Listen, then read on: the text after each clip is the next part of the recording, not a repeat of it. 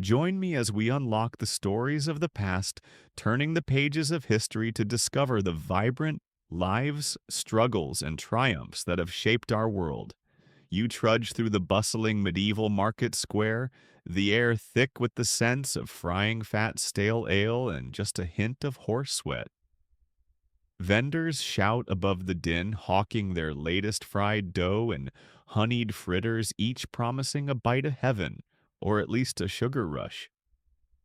Your fingers, sticky from the syrup dripping down the wooden stalls, cling to a warm golden treat as you wonder if this junk food might just be the highlight of your day.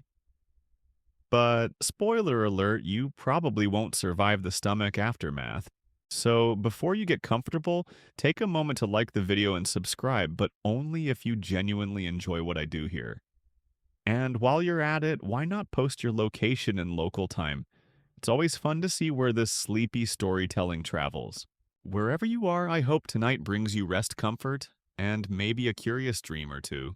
The medieval marketplace was the original fast food court, minus the neon signs and health inspectors. Imagine grabbing a fried pastry dripping with honey, or a meat pie that might contain anything from beef to mystery offal. Yes, medieval junk food was a real thing, even if junk meant something different back then. Think less processed chemicals and more deep-fried desperation. The most popular junk snack was probably the humble fritter, a ball of dough sometimes mixed with bits of meat or fruit, dropped into vats of hot lard until golden and crispy. You don't have to be a culinary historian to guess that the hygiene standards could be, shall we say, questionable. But in a time before refrigeration and snack bars, these greasy treats were cheap tasty and calorie-packed, a lifesaver for laborers and lazy nobles alike. Quirky tidbit. Number 1. Did you know that some medieval cooks added crushed herbs like fennel or coriander directly into their fritter batter, both for flavor and to ward off evil spirits? And yes, there's some serious debate among historians whether that was just flavor or a medieval version of health benefits. Meanwhile, others argue the frying itself was believed to purify the food. Also, many fritters were sweetened with honey, which was precious and costly, so if you got a fritter dripping in the stuff, you were either at a festival or the child of someone with deep pockets. Honey was the era's candy king, used both for sweets and medicinal syrups. Quirky tidbit too. Some street vendors famously mixed breadcrumbs and even sawdust into their dough to stretch it. Further proof that value meals are an age-old tradition. This wasn't exactly advertised, but hey, you ate what you could get. Historians still argue whether these filler ingredients were always accidental or sometimes a deliberate trick. As you wander, you notice the sizzling sounds coming from iron pans. Some cooks using pig's bladders as makeshift funnels to pour batter into hot oil. You can't help but imagine the smell and texture of these early fried snacks. Crispy outside, chewy inside with enough grease to clog an artery, but enough joy to make you forget it. And so your journey into medieval junk food begins sticky greasy, oddly herbaceous, and with just a hint of medieval mystery. You find yourself gripping a steaming, freshly baked meat pie, the kind that promises comfort in a tough world, but also whispers a little secret you never really know what's inside. The crust, golden brown and sturdy, feels thick and a bit too dense for delicate nibbling. But this is no dainty pastry. This is a medieval meat pie, a handheld meal designed for survival, not sophistication. As you bite in your teeth, crunch through layers of tough dough into a filling that's at once savory and mysterious. Is that tender beef pork? Something less identifiable? You probably won't survive the surprise ingredient lurking within, but you're committed now. Medieval meat pies were the street food of their time. Portable, hearty, and packed with enough calories to fuel a day of labor or travel, these pies were a staple for commoners and nobles alike, though the quality and ingredients varied widely. but meat was a flexible term. While some pies contained prime cuts, many were stuffed with offal organs like liver heart and kidneys or scraps left over from butchering. Sometimes the filling included small birds, chopped fish, or even chunks of jellied broth mixed with herbs. Modern diners might recoil at the thought, but medieval palates were accustomed to far stranger fare. The pastry crust, often called a coffin, no relation to the undead, just a container, was thick and tough, sometimes so hard it was practically inedible. It acted as a durable vessel holding in the juices and making the pie easy to carry without spilling. Think of it as edible Tupperware, though you were likely to discard it after finishing the filling or save it to feed animals. Quirky tidbit 1. Some medieval cooks sealed their pies with a crude glue made of flour and water paste, hardening the crust to a near brick-like texture. This not only locked in flavor and moisture, but also made the pie more portable. Imagine biting into a delicious meat filling, encased in something close to an edible doorstop. Historians still argue whether this crust toughness was purely functional or an accepted culinary norm.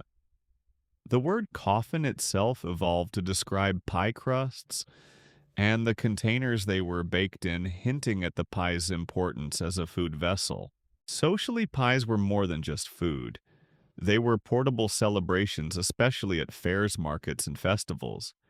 Vendors guarded their recipes jealously, and some went to great lengths to make their pies stand out. Spices like saffron, cinnamon, and cloves, expensive and imported from faraway lands, were sometimes added to fillings to elevate these humble pies to luxury items. The rich could indulge in sweetened meat pies, while the poor made do with more modest spices. Quirky tidbit 2. Historical records from England and France reveal pies filled with exotic meats, including dormice swan and even peacock, though these were mostly reserved for nobility or festive occasions. Swan, for instance, was considered a delicacy, and eating it was a sign of high status. Meanwhile, peasants mostly consumed pork, mutton, or poultry scraps. Scholars debate how common these exotic fillings were in everyday diets. Some suggest they were rare treats. Others argue they featured more prominently than we think, especially in courtly banquets. Your bite reveals another surprise: a faint metallic tang, likely from the iron pots and cauldrons used in cooking, or from traces of blood mingling with the filling. Hygiene wasn't exactly a priority in medieval kitchens. Utensils were reused without thorough washing, and meat might be stored for days before use. The risk of foodborne illness hovered ever present, but didn't deter the hungry masses. This is the gritty reality behind that savory pie. Imagine the scene: a marketplace or village fair filled with pies of all shapes and sizes, some small enough for a quick snack, others large enough to feed a family. Some pies were baked in deep pans with rich fillings, while others were flatter and stuffed with combinations of meat fruit nuts, or even offal mixed with spices and breadcrumbs. Sweet and savory merged on many tables, blurring the lines between dessert and main course. Pies were a necessity for travelers, soldiers, and workers who needed nourishment on the go. The ability to carry a warm, filling meal in one hand was revolutionary, especially when alternatives might be cold bread or dry cheese. The portability and durability of pies helped them endure as a beloved food for centuries. But not all pies were created equal. The wealthy enjoyed pies filled with the best cuts, perfumed with spices and baked to a golden perfection. For them, pies were part of the ritual of feasting and display. For the poor, pies were a way to stretch scarce ingredients, often mixed with fillers like breadcrumbs, oatmeal, or even sawdust. Yes, sawdust. Some vendors trying to make their pies go further added inedible fillers, much to the dismay of the unsuspecting customer. There was also a curious regional variety. In some parts of Europe, pies incorporated freshwater fish or eels, adding another layer of flavor and mystery. In others, sweet pies with fruits like apples or pears were common, sometimes mixed with nuts and spices, offering a dessert alternative. These sweet pies were often reserved for special occasions or religious holidays. Quirky Tidbit 3. In some medieval cookbooks, there are recipes for pies baked in elaborate shapes. Birds, animals, or even castles made as much for show as for eating. These were centerpieces at banquets, designed to impress guests with culinary artistry as much as flavor. Whether anyone actually ate these architectural marvels or simply admired them is up for debate. Speaking of debates, historians still argue over how frequently these pies contained questionable ingredients and whether the concept of junk food even applied. Some suggest medieval people didn't see fried or processed foods as unhealthy. They were sources of much-needed calories and nutrition. Others argue that the poor often consumed what today we'd consider junk food, but out of necessity rather than choice. Despite these uncertainties, one thing is clear. Medieval meat pies were a staple of everyday life, a bridge between necessity and indulgence, nourishment and convenience. They offered a warm, filling bite in a world without refrigeration or microwaves, and their legacy persists in the pies we enjoy today. You finish your pie fingers greasy and your stomach grumbling, ready to explore what other medieval junk food delights await you in this strange, flavorful world. You step closer to the bustling corner where bakers and street vendors wield their tools like artisans of indulgence, twisting and shaping lumps of dough before plunging them into vats of bubbling fat. The air around you is thick with the rich aroma of frying bread and honeyed sweetness, a scent that clings to your clothes and makes your stomach rumble in anticipation. These are the medieval ancestors of the donut, though they look quite different from the familiar rings dusted with powdered sugar or glazed with shiny icing. Instead, you see a variety of shapes: knots, loops, balls, and twisted ropes, each one dipped carefully into vats of hot lard or tallow until golden and crispy. The frying process itself is an art, a delicate balance between perfect crispness and a doughy center. You probably won't survive eating more than a few of these fried delights without feeling a little guilty, but in this moment, that greasy pleasure is worth every calorie. Fried dough snacks were beloved street food across medieval Europe, appearing wherever a festival market or fair took place. Unlike today's donuts, these treats were not as sugary as refined sugar was a precious and costly import. Instead, sweeteners like honey or fruit syrups were commonly used, lending a floral or fruity note that paired surprisingly well with the heavy, savory taste of the frying fats. These fats were typically animal-based pork, lard, beef tallow, or sometimes even goose or duck fat, each imparting its own unique flavor profile. The reliance on animal fat for frying meant the snacks were indulgent, but heavy packing calories needed for a day of hard labor or travel. Quirky Tidbit 1. Some bakers, especially those catering to nobility or wealthy festival goers, added aromatic spices like saffron or rosewater to their dough. These exotic additions were not just about flavor, they were status symbols. Saffron, with its vibrant golden hue and complex aroma, was among the most expensive spices imported all the way from the Mediterranean or Middle East.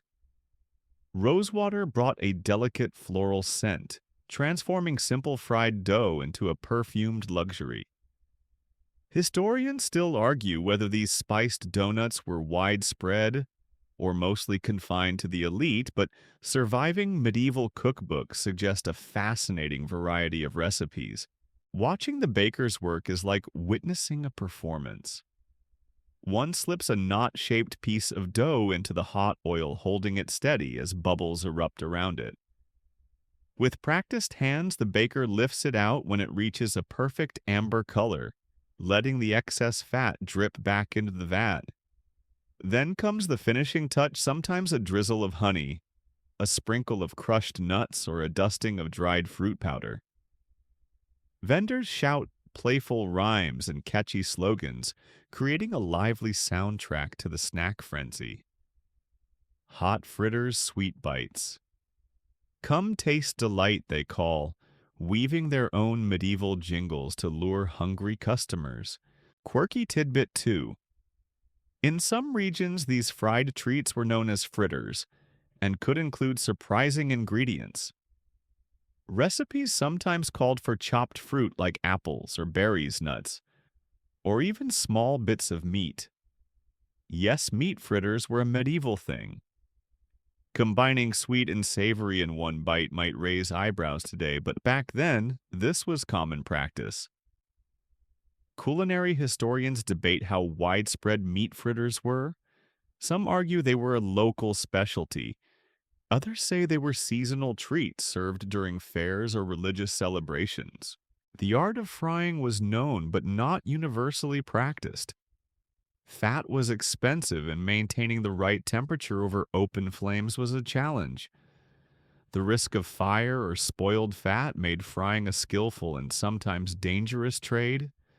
Consequently, fried snacks were often reserved for special occasions, festivals, or wealthier households. Yet when they appeared, they caused a stir, their crispy texture and rich flavor standing out from the usual boiled or roasted fare. You can imagine the excitement at a village fair on a crisp autumn day, the scent of fried dough mingling with wood smoke and fresh hay, children tugging at their parents' sleeves for just one more, and the sound of laughter and chatter filling the air. These fried treats weren't just food. They were a shared experience, a little festival of indulgence in an often harsh and demanding world. You might wonder about the health consequences of consuming so much fried food in an era without refrigeration or modern hygiene. The truth is, reused frying fat sometimes turned rancid, and cooking conditions were far from sanitary. Consuming these snacks occasionally was probably safe, but regular indulgence carried risks. Still, medieval people didn't fret about cholesterol or heart disease. They worried about surviving winter or famine. Calories were precious, and a fried dough ball packed a punch. This snack's popularity endured because it combined several irresistible qualities: a crunchy exterior, a soft, warm interior, and a touch of sweetness or spice that made each bite an adventure. Its portable nature meant it was perfect for travelers, pilgrims, and workers needing quick energy. It was comfort food, celebration food, and a treat to look forward to. Shapes varied not just for aesthetics, but often carried meanings. Twisted loops could symbolize eternity or luck. Knots sometimes represented protection or binding spells. Round balls signified unity or the sun. Whether bakers intended these meanings or they developed over time, the variety made each fried dough piece a small story, a talisman, or simply a visual delight. Quirky tidbit 3. Some medieval communities had special fried dough recipes linked to religious holidays or local festivals. For example, in parts of England, a type of fried dough called lardy cake was associated with harvest celebrations enriched with fat and spices.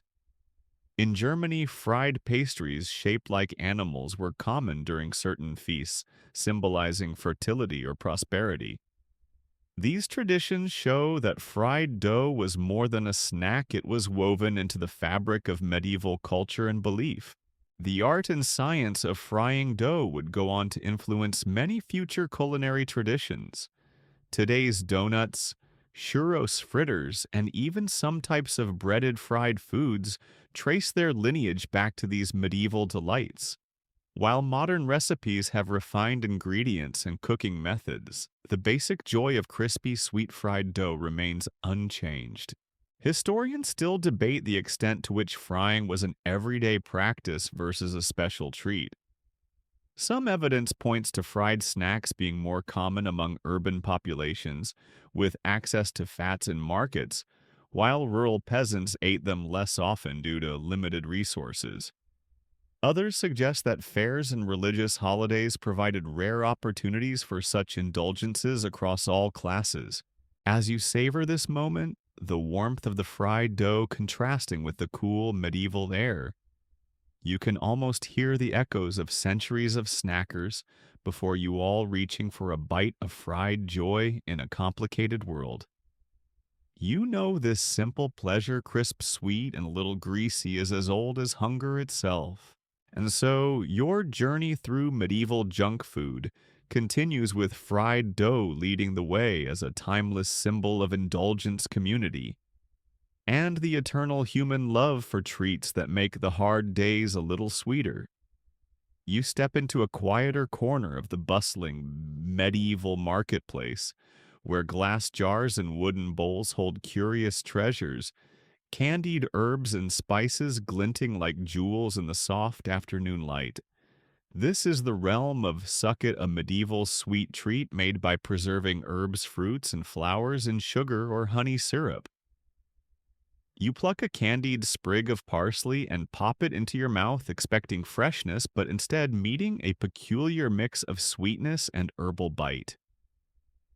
It's confusing, intriguing, and unlike any candy you've tasted before. You probably won't survive eating too many of these sugary, sticky morsels without feeling your teeth protest. But for now, the sensation is a curious adventure. Candy as we know it today was still a novelty in medieval Europe. Sugar imported from faraway lands like India, the Middle East, and later the Mediterranean was an expensive luxury enjoyed mostly by the wealthy. Honey was more common as a sweetener, but still precious enough to be rationed carefully. The art of candy making involved preserving herbs, flowers, fruits, and even roots by simmering them in honey or boiling sugar syrup, turning these natural ingredients into sweetened, crystallized delights that could be stored and savored over time. Sucket was one of the earliest forms of candy combining medicinal and culinary traditions. People believed that candied herbs could ward off illness and improve digestion. In fact, many of these sweet treats were sold by apothecaries and considered both tasty and therapeutic. You might bite into a piece of candied ginger or anise, its spicy warmth tempered by the sugary coating, or savor a crystallized rose petal with a delicate floral note lingering on your tongue. Quirky tidbit 1. Medieval recipes for sucket included some unexpected ingredients like candied parsley thyme and even rue, a bitter herb thought to protect against evil spirits and poisoning. The idea of eating bitter herbs coated in sugar might seem odd today, but back then the balance of flavors was prized. Historians still argue whether these candied herbs were primarily eaten for their flavor or their supposed health benefits, but both ideas were deeply intertwined. The process of making sucket was labor-intensive. It required boiling honey or sugar syrup to just the right consistency, then dipping the herbs or fruits repeatedly until a sugary crust formed. This delicate crystallization preserved the ingredients, allowing them to be stored for months. Because sugar was rare and costly, sucket was a mark of wealth and refinement served at banquets or given as gifts. Quirky tidbit 2 records show that sucket was often served at royal courts, and during religious festivals sometimes arranged in elaborate displays resembling gardens of candy flowers and herbs. These displays weren't just about taste. They were visual feasts meant to impress guests and symbolize purity, wealth, and divine favor. Some scholars debate the extent to which these sugary sculptures influenced later European confectionery traditions. In the marketplace, vendors would sell small packets of candied spices and herbs, enticing passers-by with promises of sweetness and health. It wasn't unusual for people to chew on a piece of candied mint or rosemary between meals to freshen breath or soothe digestion. In a time before toothpaste and modern medicine, sucket had a practical appeal alongside its indulgence. Despite its sweetness, sucket often retained a complex, sometimes surprising flavor profile.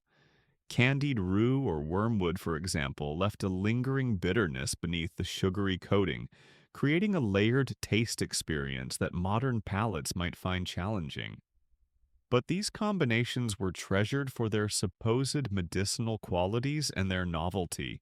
As you sample more pieces, you notice a fascinating variety: candied lemon peels with their tart zing, crystallized ginger with a spicy kick, sweetened violets offering a gentle floral note, and even crystallized roots like licorice or angelica. Each bite tells a story of trade routes, botanical knowledge, and cultural exchange. These ingredients traveled vast distances, brought back by merchants and crusaders, making sucket a culinary tapestry woven from many lands. Quirky tidbit 3. The candied flour tradition inspired later European confectioners who developed marzipan and sugar sculptures that became staples of royal feasts and weddings. Some historians argue that sucket represents an early step toward modern candy making, bridging herbal medicine and confectionery. Others see it as a unique medieval curiosity, whose popularity waned as sugar became more widely available. The health benefits attributed to sucket were taken seriously. Medieval medicine was deeply rooted in the idea of balancing the humor's bodily fluids believed to govern health and temperament. Sweet, warm, and spicy candied herbs were thought to stimulate the digestive system and cleanse the body. While modern science might scoff at these claims, it's fascinating to see how food and medicine intersected in everyday life. You also notice that sucket was a social food. It was often shared during gatherings, passed around in small, ornate boxes or dishes. Eating sucket was as much about the ritual and social bonding as it was about flavor. At weddings, sucket candies might be handed out as favors, symbolizing sweetness and prosperity for the couple's future. However, sucket had a downside: the intense sweetness and sticky texture made it a nightmare for teeth. Medieval people didn't have dentists or fluoride toothpaste, so sugary treats like sucket contributed to dental decay.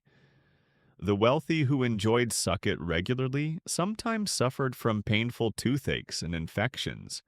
Historians still debate how widespread dental problems were across social classes, but the evidence of medieval tooth decay is clear. Despite these risks, sucket endured as a cherished treat, a symbol of luxury and refinement. It embodied the medieval fascination with sweet flavors, exotic spices, and the alchemy of turning ordinary plants into dazzling candies. As you move away from the sucket stall, your fingers sticky with syrup and your tongue tingling with herbal sweetness, you realize that medieval junk food wasn't just about greasy fried dough or mysterious meat pies. It also included delicate, intricate sweets that bridge the worlds of medicine, art, and indulgence.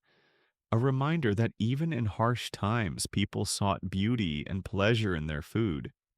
You find yourself weaving through the crowded, noisy corners of a medieval tavern district, where the rich smells of roasting meat, spilled ale, and wood smoke mingle into a thick, intoxicating haze. Here, amid the low wooden benches and flickering torchlight, the ale-stained snack stalls flourish. Vendors and barkers shout their wares, their voices rising over the clatter of mugs and the hum of boisterous conversation. You spot piles of roasted peas, bowls of spiced nuts, and more daringly skewered pig's ears turning slowly over glowing embers. It's a world of simple, salty, crunchy treats designed to soak up alcohol and keep the reveler's spirits high. You probably won't survive eating every fried pig's ear in one sitting without some serious intestinal rebellion. But for now, the salty, smoky flavors call to you like a siren song.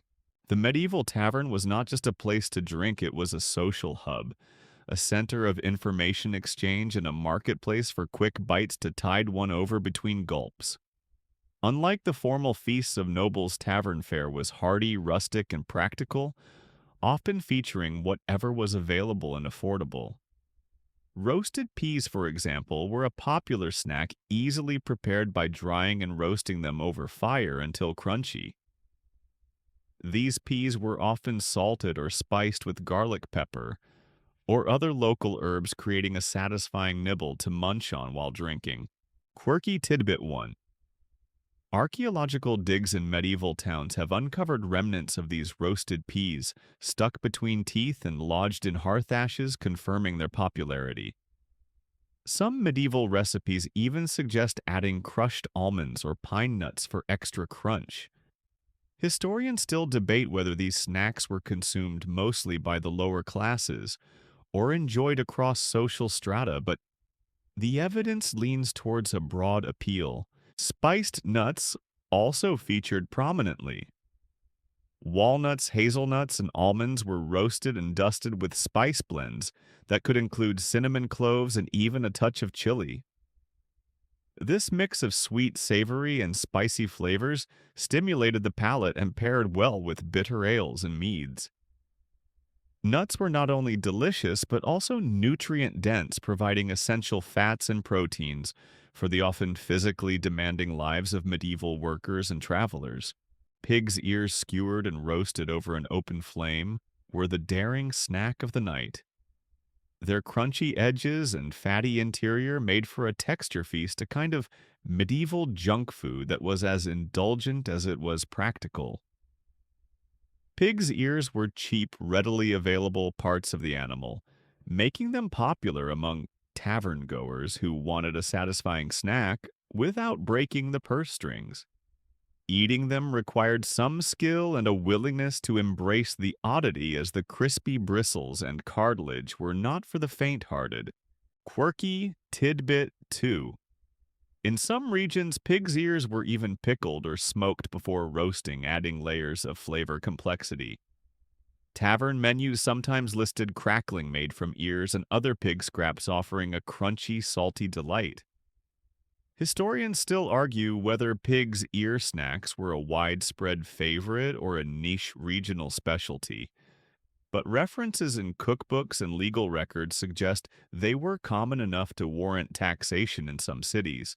The role of these snacks went beyond taste and texture. In a world where clean drinking water was scarce, ale and mead were safer beverages, but they could be harsh on the stomach. Eating salty, crunchy snacks helped absorb alcohol and slow its effects, allowing drinkers to maintain their wits longer in tavern games and debates. The combination of alcohol and salty snacks also encouraged thirst, keeping mugs full in taverns profitable. Socially sharing these snacks was an important ritual. Bowls of roasted peas or nuts were passed around tables, fostering camaraderie and conversation. The act of gnawing on a pig's ear or cracking a nut between teeth was part of the tavern's sensory tapestry, the sounds, smells, and tactile experiences binding people together. It was a contrast to the refined etiquette of courtly dining, reflecting the rougher, more communal life of townsfolk and travelers.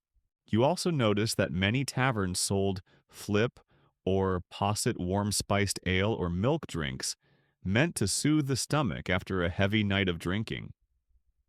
These drinks often accompanied the snacks, balancing the harshness of alcohol and grease with sweetness and spice.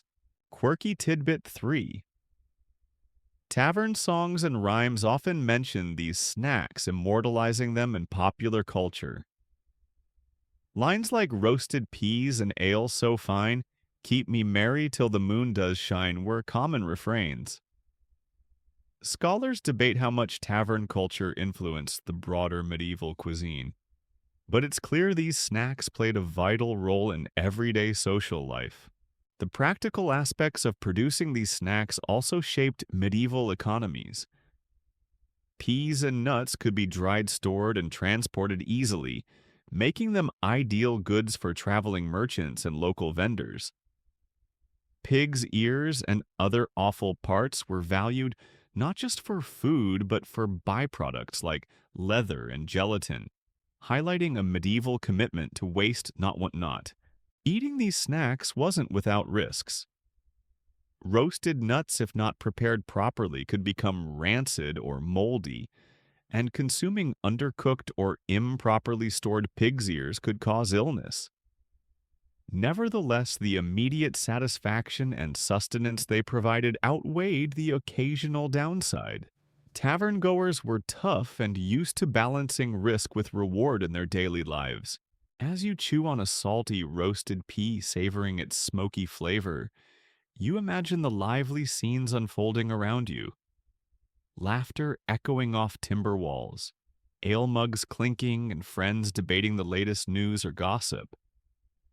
These humble snacks are the glue holding medieval social life together, nourishing bodies and friendships alike. In many ways, these ale-stained snacks are the ancestors of modern bar food. Think pretzels, nuts, and pork rinds. They were designed for easy eating, shared enjoyment, and pairing with alcoholic drinks. While their medieval counterparts might lack today's polish and hygiene standards, the basic idea remains unchanged. Historians still argue about the exact ingredients and seasoning blends used as medieval spice mixes, varied widely by region and era. Some suggest that certain spices were reserved for medicinal use, while others were culinary staples. The variety and creativity in snack preparation highlight the ingenuity of medieval cooks working within constraints of availability and cost. As you finish your pig's ear wiping your fingers on a rough linen cloth, you feel a connection to countless medieval souls who found comfort and joy in these simple, hearty snacks. They were more than just food, they were part of the fabric of community survival and celebration. So you raise your mug of ale toast to the tavern's smoky shadows and prepare to explore the next unexpected delight in the medieval world of junk food. You stroll past gleaming stone townhouses and humble timber-framed cottages entering the domain of the wealthy, a world where sugar isn't just a sweetener but a statement of power and prestige. Here in gilded chambers and ornate kitchens, you watch the rich merchant's child gleefully devour molded sugar castles and jewel-like candies while outside peasants lick syrup off their thumbs, savoring the rare sweetness as if it were manna from heaven. Sugar was a luxury few could afford. Its presence on a plate declared status, wealth, and connection to the farthest reaches of the known world. You probably won't survive trying to match the sugar habits of the medieval elite without your wallet melting away, but the sugary allure is undeniable. In medieval Europe, sugar was imported mostly from Mediterranean islands, and parts of the Middle East harvested from sugarcane grown in hot climates. Its rarity and expense made it far more precious than today's sugar bowl staples. While honey remained a common sweetener for many, only the rich could afford the crystalline, pure white sugar that dazzled on banquet tables. Sugar was called white gold, a fitting nickname for a substance that could fuel the ambitions of kings and merchants alike. Quirky tidbit one. In some 14th and 15th century feast sugar sculptures were the star attraction crafted into elaborate shapes like castles, animals, and mythical creatures. These subtleties, as they were called, were edible works of art that demonstrated wealth and creativity. Historians still argue whether these sugar sculptures were primarily decorative or actually consumed, but either way, their production required skilled artisans and vast resources. Sugar's rise in medieval cuisine wasn't just about sweetness, it was about spectacle. Wealthy hosts used sugar to impress guests, creating elaborate desserts and confections that showcased exotic ingredients and masterful craftsmanship. These sugar confections were often flavored with expensive spices like cinnamon, cardamom, and rosewater, enhancing their mystique. Outside these glittering halls, the common folk's relationship with sweetness was far more modest. Honey was the primary sweetener gathered from local hives and treasured for both flavor and medicinal properties. It sweetened breads, meads, and simple cakes, but its scarcity meant it was often rationed or reserved for special occasions. Syrups made from fruits or boiled down musk grape juice also provided sweet touches to rustic fare. Quirky tidbit 2. Records from medieval England reveal that some peasants used sweet grass or sweet clover as natural flavor enhancers in their food, imitating the sweetness of expensive sugar. This resourcefulness speaks to a widespread desire for sweetness that transcended social class. Scholars debate how often these natural sweeteners were actually used versus mythologized in later writings. The medieval sweet tooth wasn't limited to candies and syrups. Sweetened wines, meads, and ales were common at all levels of society, though the quality and ingredients varied widely. Sweetened beverages helped mask impurities in water and provided much-needed calories, especially in winter. The scarcity and value of sugar also gave rise to strict regulations and taxes. Control over sugar imports was a lucrative source of income for monarchs, and black markets for sugar and sugar-based goods flourished. Smugglers risked harsh penalties to satisfy the demand for this coveted ingredient. Quirky tidbit 3. Some medieval texts warn of sugar madness, a supposed condition caused by excessive sugar consumption, leading to moral decay or physical illness. While modern medicine dismisses such claims, these warnings reflect the tension between desire and caution surrounding sugar. Historians still debate the cultural impact of sugar and how it shaped social attitudes toward indulgence. The economics of sugar shaped global trade long before the age of colonial empires. Merchants traded spices, sugar, and other exotic goods along routes that linked Europe to Asia and Africa. These commodities were symbols of power, and owning them or even tasting them was a privilege few could claim. In daily life, sugar found its way into pastries, marzipan, candied fruits, and medicinal syrups. Recipes from medieval cookbooks instruct cooks on creating delicately spiced, sugar-laden desserts meant to be savored slowly, often with a glass of sweet wine or flavored water. Meanwhile, peasants' desserts were simpler honey cakes, fruit preserves, or occasionally a sweetened broth. These treats were rare luxuries often saved for holidays or festivals. You notice that sugar's rarity made it a social divider, but also a shared aspiration. Even those who couldn't afford it dreamed of sweetness, sometimes resorting to cheaper substitutes or creating imitations.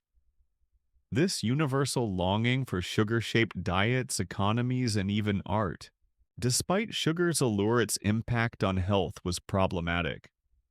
Excessive consumption could lead to tooth decay and digestive issues, though medieval people had little understanding of these effects. Treatments for toothache included herbal remedies and sometimes drastic procedures, definitely not a painless experience. Historians still debate the extent to which sugar consumption influenced social behavior, fashion, and even politics in medieval Europe. Some suggest it contributed to changing tastes and culinary innovations. Others view it as a status symbol wrapped in mystique and myth. As you watch the child finish the last shard of a sugar castle, you sense that sugar's story is about more than just taste. It's a tale of trade, wealth aspiration, and the human desire to transform the ordinary into the extraordinary. You lick syrup off your fingers, humbled by how far sweetness has come, and curious to discover what other medieval treats await on this journey. You find yourself in the cramped, smoky kitchen of a medieval tavern, where the chef is expertly flipping thin, flat pancakes on a greased iron griddle. The aroma is rich and unexpected, a mixture of smoke grain and something faintly fishy. This isn't the sweet breakfast pancake you might expect. Instead, you're about to taste a medieval delicacy that challenges your palate: pancakes made with fish brains and other river bounty. You probably won't survive the first bite without a moment of hesitation, but the flavors tell a fascinating story about resourcefulness and regional tastes. Medieval pancakes were quite different from today's fluffy stacks. Made from coarse grains like barley or rye, they were often cooked with whatever ingredients were at hand. In river towns and fishing villages, fish and fish offal, including brains, roe, and innards, were common additions, making pancakes a savory staple that made use of every edible part of the catch. This practice reflected the medieval ethos of waste not want, not where no part of an animal went unused. Quirky tidbit 1. In some regions, especially along the rivers of England and the Baltic, recipes for fish pancakes or pancakes with fish fillings were documented, often combining mashed brains with herbs and spices. These pancakes were considered nourishing and were sometimes served at festivals like Shrove Tuesday. Historians still debate how widespread these recipes were and whether they were regarded as delicacies or humble peasant fare. The use of fish brains might sound off-putting today, but medieval cooks prized brains for their texture and fat content. In times when meat was scarce, especially during Lent or fasting periods, fish and its parts became vital protein sources. Pancakes allowed cooks to combine grains and fish into a compact filling meal that could be eaten hot or cold. Quirky tidbit 2. Some medieval manuscripts include instructions for soaking fish brains in vinegar or wine before mixing them into the batter, aiming to reduce fishiness and add flavor complexity. There's an ongoing scholarly debate about the use of vinegar and other acidic ingredients to balance strong flavors in medieval cooking. Pancakes weren't just a culinary experiment, they played social and religious roles. Shrove Tuesday, the day before, Lent was traditionally a time to use up rich foods like eggs, milk, and fats. Pancakes provided the perfect vehicle for these ingredients, and in many communities, pancake races and games became part of the festivities. Including fish or other savory elements reflected local resources and dietary restrictions. The texture of these pancakes was dense and chewy, unlike the airy versions we enjoy today. They could be plain or filled, fried or baked, and often served with savory toppings like onions, herbs, or cheese. Sweet versions existed using honey or dried fruits, but savory pancakes were the workhorse meal. Quirky tidbit 3. In some parts of medieval Europe, pancakes were believed to have protective or magical qualities, used in folk rituals to ward off evil spirits or bring good harvests. The shape, ingredients, and timing of pancake consumption held symbolic meaning, though these customs varied widely by region. Scholars continue to explore how these traditions influenced culinary practices. Fish pancakes reflect the medieval economy and environment. In areas near rivers, lakes, and coasts, fish was a more accessible protein than meat, especially for peasants and monastic communities. Using fish brains and other parts exemplified the sustainable use of local resources and the frugality required in a world of limited preservation methods. You might find it hard to imagine eating fish brains in a pancake, but in medieval times, textures and flavors that seem unusual now were normal parts of the diet. Culinary creativity thrived under constraints, turning humble ingredients into satisfying dishes. The combination of grains and fish provided balanced nutrition, with carbohydrates fueling physical labor and protein supporting bodily repair. Pancakes were portable and could be eaten on the go, making them ideal for laborers, pilgrims, and soldiers. Despite the practical benefits, fish pancakes had their drawbacks. The strong fish flavor could be overpowering, especially if preparation was rushed or hygiene was poor. Yet the addition of herbs, spices, and acidic marinades often masked unpleasant odors and enhanced taste. As you savor this unusual pancake, you might recall the sticky fingers from the market or the mystery meat pies you sampled earlier. Each dish reveals a layer of medieval life survival creativity and the blending of necessity with occasional indulgence. Historians still argue about the prevalence of fish pancakes in different regions and social classes. Some suggest they were a regional specialty limited to fishing communities, while others see evidence of wider popularity during fasting seasons when meat consumption was restricted. In any case, fish pancakes exemplify medieval culinary pragmatism. They turn what might be discarded into a nourishing meal, highlighting the adaptability of cooks and the diversity of tastes across Europe. You finish your pancake, the complex flavors lingering as you prepare to explore the next chapter of medieval junk food handheld.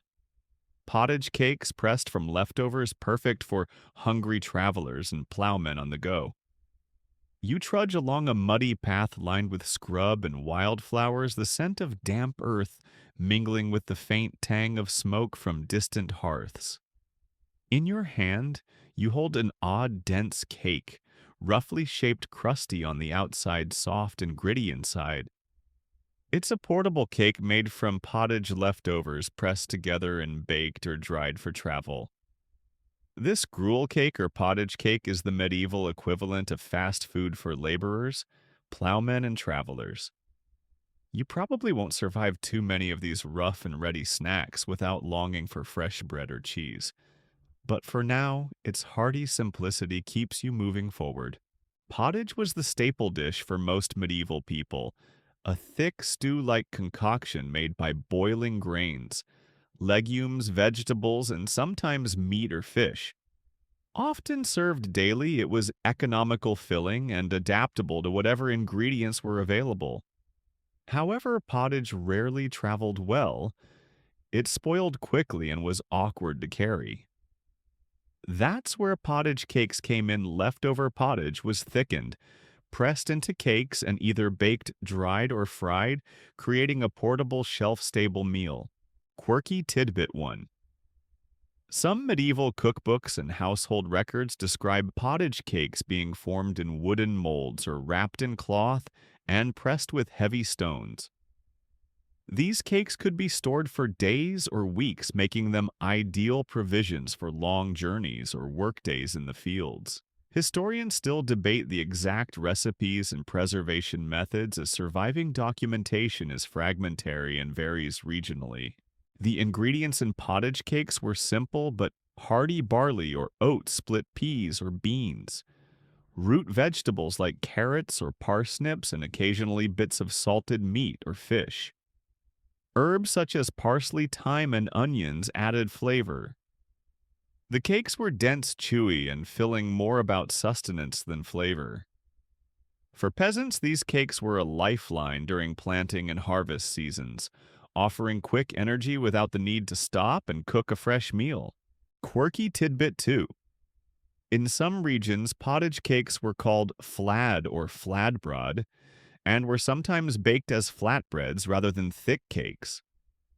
These variants could be eaten cold or toasted over a fire. Archaeological evidence from medieval villages shows imprints of woven baskets and wooden molds on these breads, hinting at their production and storage techniques.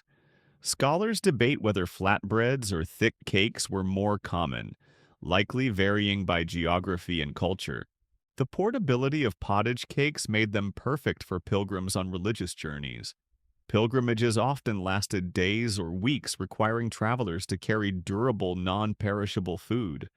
Pottage cakes provided a compact source of carbohydrates and protein, easily eaten without utensils or preparation. Along pilgrimage routes, vendors sold freshly baked or dried pottage cakes to support the steady flow of foot traffic. You can imagine a plowman leaving home before dawn, tucking a handful of pottage cakes into his sack, alongside a wooden cup for water and perhaps a small knife. These cakes sustained him through hours of back-breaking labor under the sun, offering nutrition and a brief, comforting taste of home. They can be eaten dry, dipped in broth or ale, or fried in a pan with a little fat for added flavor. Quirky tidbit 3. Some monastic communities developed specialized recipes for pottage cakes, incorporating medicinal herbs and spices to aid digestion and health. Monks saw food as both nourishment and medicine, blending culinary arts with their spiritual mission. Historians continue to explore how monastic cuisine influenced broader medieval food culture, particularly in developing preservation methods like drying and curing. Despite their practicality, pottage cakes weren't considered delicacies. Their coarse texture and plain flavor made them the food of necessity rather than pleasure. But they were reliable and versatile, able to withstand harsh conditions that fresh bread or meat could not. In many ways, they were the original meal on the go, embodying the medieval spirit of resilience and pragmatism. The production of pottage cakes also had economic implications. Local bakers and households made them in bulk during harvests or festivals, sometimes selling them at markets. In some villages, communal ovens were used to bake large batches shared among families. This community aspect reinforced social bonds and ensured food security during lean times. You notice the variations in size and shape. Some cakes are small and palm-sized, easy for a quick snack, while others are larger, intended to be sliced or broken into pieces. Their appearance is humble mottled brown crust, sometimes dusted with flour or herbs, nothing like the polished breads of nobles. Preservation was key. Drying the cakes reduced moisture and prevented mold, allowing them to last longer. Some pottage cakes were smoked or lightly salted to extend shelf life. The preservation techniques reflect medieval knowledge of food safety and storage, even if primitive by modern standards. Historians still debate the social status associated with pottage cakes. While mostly linked to peasants and laborers, some records suggest they were also consumed by soldiers and travelers of all classes. Their convenience and portability made them an essential component of medieval diets beyond rural settings. Eating a pottage cake is an exercise in appreciation for medieval endurance. The dense texture requires chewing and patience, while the modest flavor demands imagination. Yet in this simplicity lies a story of survival, community, and ingenuity. You take another bite feeling the gritty grains and earthy vegetables grounding you in the daily rhythms of medieval life. The pottage cake is more than food. It is a testament to the ability of people to adapt, preserve, and nourish themselves with what the land provides. As you wipe crumbs from your hands, you prepare to move on, curious about the next savory indulgence, the aristocrat's feast of fried cheese bubbling, and golden promising a rare pleasure of medieval fat and flavor. You step into a grand, dimly lit kitchen of an aristocratic manor, where the air is thick with the rich aromas of melting cheese and frying fat. Large copper pots bubble on the hearth, and servants bustle about with trays piled high with golden, sizzling morsels. Among the delicacies being prepared, one dish stands out: fried cheese curds crusted with breadcrumbs and fried to a perfect crisp. This indulgent treat, rare and luxurious, is a highlight of the noble feast, one of the few moments when the medieval palate truly luxuriates in fat and flavor. You probably won't survive indulging in too many without feeling the weight of all that richness, but for now the pleasure is undeniable. In medieval times, cheese was a staple food across all classes, but the way it was prepared and consumed varied dramatically between the wealthy and the common folk. For peasants, cheese was often a simple fresh curd or hard-aged variety eaten with bread or pottage. For the aristocracy, cheese was elevated into decadent dishes like fried cheese, showcasing the wealth of dairy and access to skilled cooks who could transform humble ingredients into sumptuous fare. Quirky tidbit 1. Historical cookbooks such as the 14th century Le Viandier attributed to Tile-Levant include recipes for frying cheese with breadcrumbs, and eggs sometimes flavored with spices like saffron, nutmeg, or cinnamon. This blend of sweet and savory might surprise modern palates, but was common in medieval noble kitchens. Historians still debate the balance of spices in these dishes, whether they were meant to complement or contrast the cheese's richness, but the overall goal was indulgence. The process of making fried cheese was labor intensive. Fresh curds or soft cheeses were cut into portions, dipped in beaten eggs coated with breadcrumbs or crushed nuts, and fried in hot fat, usually clarified butter or lard until golden and crispy on the outside, melting inside. The result was a textural delight, crunchy exterior giving way to gooey, savory interior. This dish was often served at feasts and banquets as an appetizer or alongside roasted meats, adding richness and variety to the meal. Cheese was also paired with sweet elements like honey or fruit preserves, creating complex flavor combinations that delighted noble guests. Quirky tidbit 2. Some noble households experimented with different cheese types, including imported varieties from France or Italy, which were prized for their distinct flavors and textures. These imported cheeses were status symbols, showing the owner's wealth and connection to international trade. Scholars argue whether these cheeses were truly available widely or primarily featured in elite cookbooks as aspirational cuisine. The prominence of fried cheese dishes also reflects the medieval fascination with textures and contrasts in food. Crispness was prized alongside softness. Sweetness balanced savory, and fat signaled abundance. Fried cheese was a way to showcase all these qualities in one bite, turning a simple dairy product into a sensory experience. Fried cheese dishes were not without their symbolic meanings. Cheese, often associated with purity and fertility, took on new layers of significance when transformed by cooking. In religious feasts, rich cheese dishes symbolize celebration and joy after fasting periods. Serving fried cheese was a way to mark special occasions and impress guests with culinary prowess.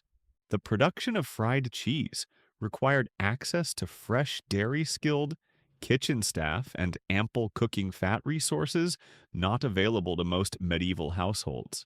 This exclusivity made fried cheese a marker of aristocratic privilege and refinement. Common folk might have eaten cheese raw or in simple stews, but rarely enjoyed such elaborate preparations. Quirky tidbit 3.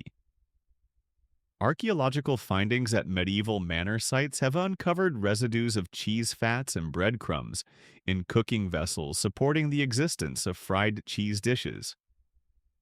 However, there is ongoing debate about how widespread these dishes were outside elite circles. Some scholars suggest that the popularity of fried cheese declined in later medieval periods as tastes shifted toward other delicacies. The rich, fatty nature of fried cheese dishes also had health implications. Medieval medical theory emphasized balance, warning against excessive consumption of rich foods, especially by those with hot or moist humors. Nonetheless, nobles often indulged during feasts, viewing these foods as symbols of wealth and vitality. As you savor the crunchy exterior and melting interior of fried cheese, you're reminded of the complex social and cultural layers embedded in medieval cuisine. Food was not merely sustenance, but a language of power, identity, and celebration. The aroma of frying cheese lingers as you prepare to explore the next chapter. Lenten snacks, where holy restrictions gave rise to a peculiar menu of faux eggs, almond milk pies, and roasted eel disguised as sausages, proof that even fasting could inspire culinary creativity. You find yourself in the dimly lit kitchen of a medieval monastery where the scent of roasted eel mingles with the earthy aroma of almond milk pies, cooling on wooden shelves.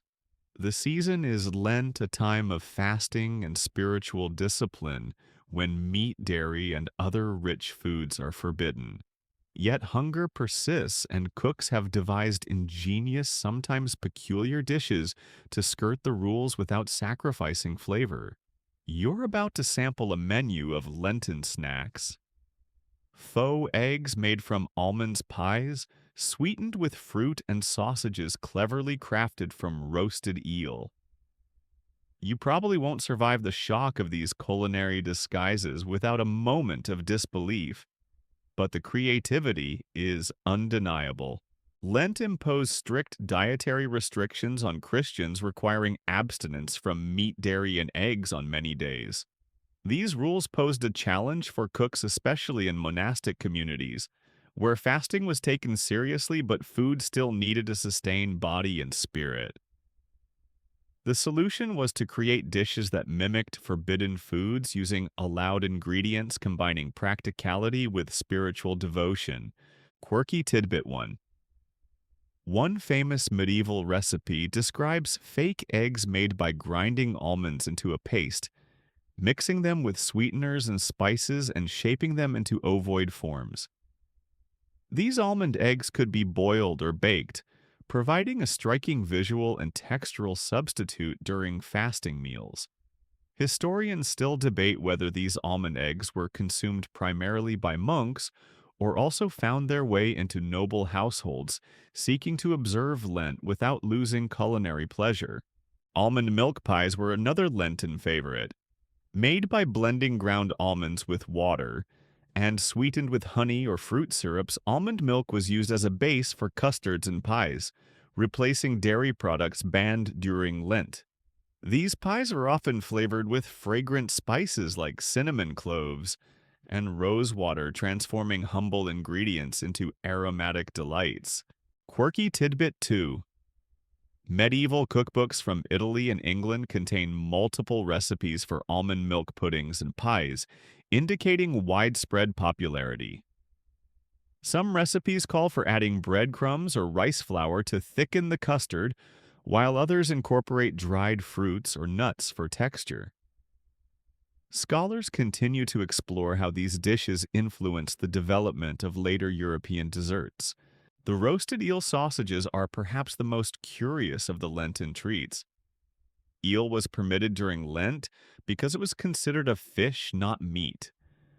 Cooks would roast eel and then mince it, mixing it with herbs, spices, and breadcrumbs to form sausage-like shapes. These sausages could be grilled or fried, offering a savory, protein-rich alternative that satisfied cravings for meat-like textures. Quirky tidbit 3. Legal and ecclesiastical records from medieval Europe show debates over whether certain fish preparations, like eel sausages, complied with fasting regulations. Some clergy argue that these dishes were loopholes undermining the spirit of Lent, while others accepted them as legitimate substitutes. Historians still discuss the tensions between strict religious observance and practical adaptation. Fasting food was not just about deprivation, but also about symbolism and discipline. The austerity of Lenten meals reinforced humility and spiritual focus, while the creativity of dishes like almond eggs and eel sausages reflected the human desire for comfort and pleasure even in hardship. Monasteries played a vital role in developing Lenten cuisine, preserving recipes and culinary knowledge that balanced religious requirements with nourishment. Many recipes are recorded in manuscript cookbooks reflecting a sophisticated understanding of ingredients and techniques. Despite the restrictions, Lenten meals were often rich in flavor and variety. Spices, fruits, nuts, and permitted fish like eel and herring were used to create satisfying dishes that honored both body and soul. The social and communal aspects of fasting were important, as monks and lay people alike shared meals that embodied discipline and fellowship. The texture and flavor of Lenten snacks varied widely. Almond eggs had a firm but delicate consistency, sweet and nutty, while almond milk pies offered creamy spiced indulgence without dairy. Roasted eel sausages provided a smoky, savory contrast, sometimes paired with vinegar or mustard to enhance taste. You might find the idea of substituting almonds for eggs or fish for meat strange today, but in medieval times, these adaptations were ingenious solutions to religious and social challenges. They demonstrate how food can reflect beliefs and practices adapting over time while maintaining continuity. Health considerations also played a role. Lenten diets, while restrictive, often led to reduced consumption of heavy meats and fats, sometimes resulting in better health outcome for observers. Yet the reliance on nuts, fish, and grains ensured adequate nutrition, especially protein and essential fats. Historians still debate how rigorously fasting rules were followed across regions and classes. While monasteries maintained strict observance, lay people's adherence varied, with some using Lenten recipes as genuine substitutes and others bending rules. The popularity of Lenten snacks reflects this complex relationship between doctrine and daily life. As you finish your Lenten feast, savoring the almond sweetness and smoky eel, you reflect on the resilience and creativity of medieval cooks and diners. Their ability to transform restrictions into culinary art offers a lesson in adaptability and joy. The lingering flavors remind you that even in hardship, food is a source of comfort, community, and cultural expression. Your journey through medieval junk food continues with the lively sounds of vendors, hawkers, and food songs beckoning you toward the next adventure. You weave through the crowded cobblestone streets of a bustling medieval town, the air alive with a cacophony of voices and the vivid aroma of cooking fires, spiced meats, and freshly baked bread. Everywhere you turn, vendors and hawkers call out their wares with rhythmic cries and catchy rhymes, their voices rising above the din like a living melody.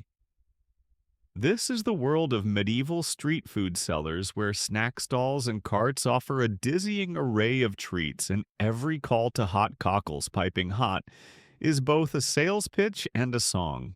You probably won't survive the relentless barrage of calls and the tempting smells without feeling overwhelmed. But the atmosphere is intoxicating, a sensory overload that draws you deeper into the life of the medieval city. Street vendors were the original fast food entrepreneurs, filling the gaps between formal meals with quick, portable, and often inexpensive snacks. These hawkers brought food to the masses, catering to peasants, laborers, travelers, and even nobles who craved something informal and immediate.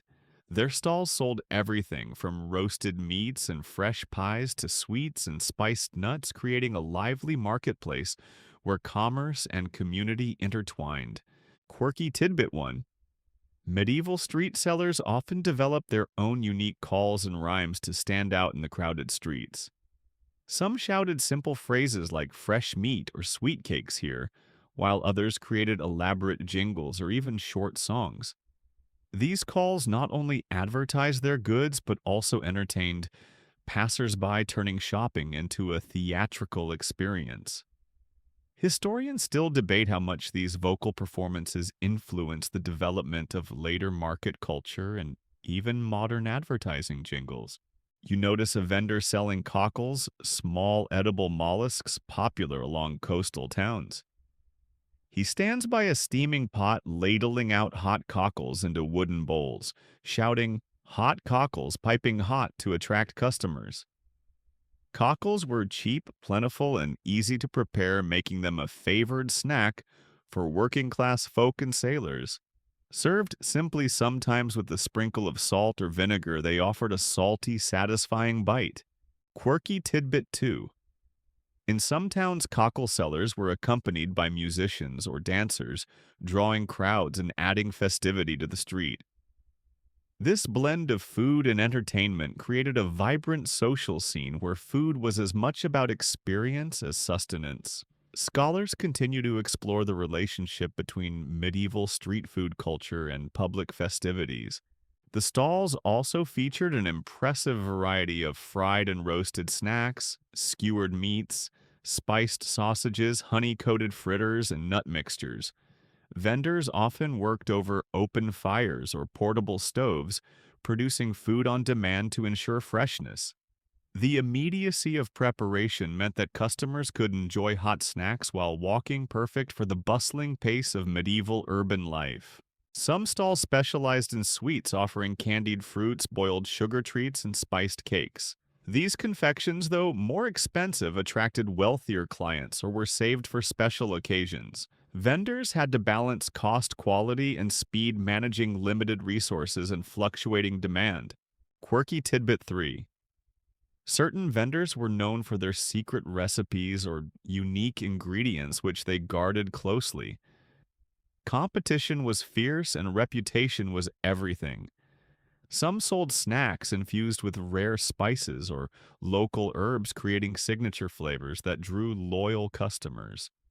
There's ongoing debate among historians about how much culinary innovation occurred at this grassroots level versus being driven by courtly kitchens. The vocal culture of hawkers extended beyond simple calls. In some cities, vendors would engage in playful verbal duels or trade jokes to entertain the crowds and outdo rivals. This interactive marketplace fostered social bonds, news exchange, and even political commentary, as vendors sometimes use their calls to satirize local events or figures. The layout of medieval towns facilitated this vibrant street culture. Narrow streets and public squares became natural marketplaces where permanent stalls and temporary carts coexisted. The scent of roasting meats mingled with the chatter of customers, creating an immersive environment that was both chaotic and communal. Despite the popularity of street food, concerns about hygiene and food safety were persistent. Authorities sometimes regulated vendors to prevent the spread of disease or unsanitary practices. Laws might specify where stalls could be set up, what types of food could be sold, and cleanliness standards. Yet enforcement varied and foodborne illness was a real risk. The diversity of foods available reflected the social and economic fabric of the town. Some snacks were affordable and aimed at the working classes, while others were crafted to appeal to wealthier patrons seeking exotic spices or luxury ingredients. This stratification was visible in both the food and the vendors themselves. Street food also played a role in festivals, religious celebrations, and market days when towns swelled with visitors, and the demand for quick meals skyrocketed. Temporary stalls and traveling vendors joined the permanent ones, creating a feast for the senses and the palate. Food was integral to the celebratory atmosphere, fostering a sense of shared identity and enjoyment. Quirky Tidbit 4. Some medieval towns had designated food markets or snack streets where vendors clustered and specialized. These areas were lively, colorful, and sometimes rowdy, reflecting the intersection of commerce, social life, and entertainment. Historians debate the degree of formal organization versus spontaneous development in these zones. You observe the preparation of pasties or hand pies filled with spiced meat or vegetables easy to eat on the go.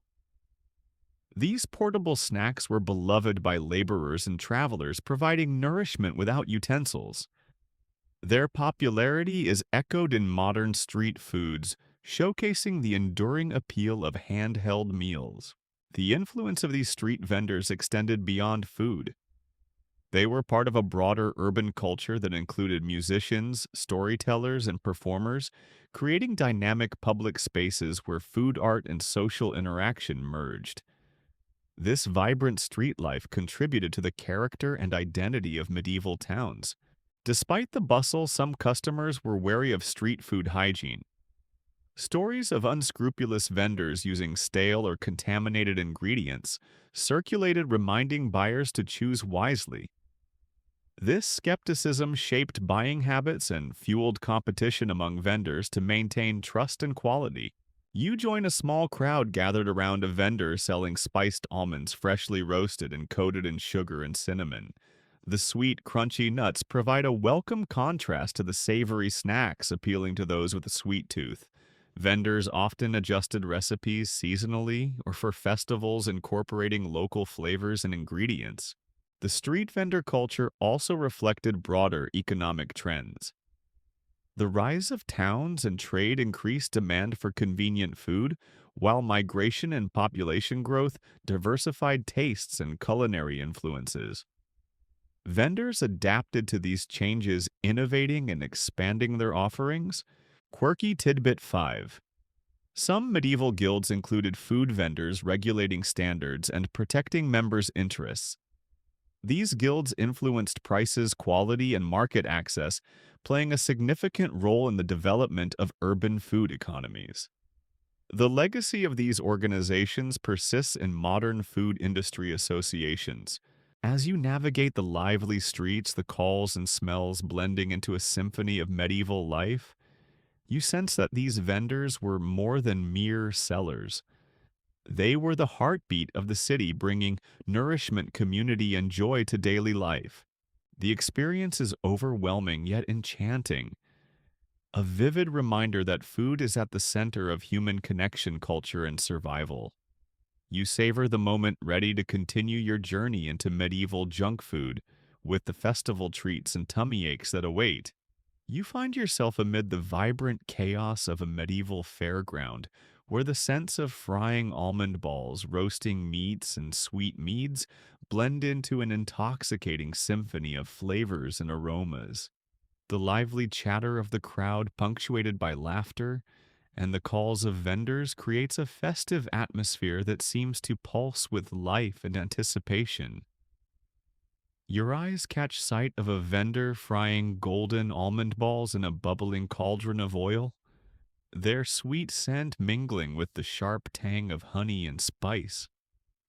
As you take one, the crispy exterior gives way to a soft almond-scented center, a treat that's both delightful and dangerously indulgent.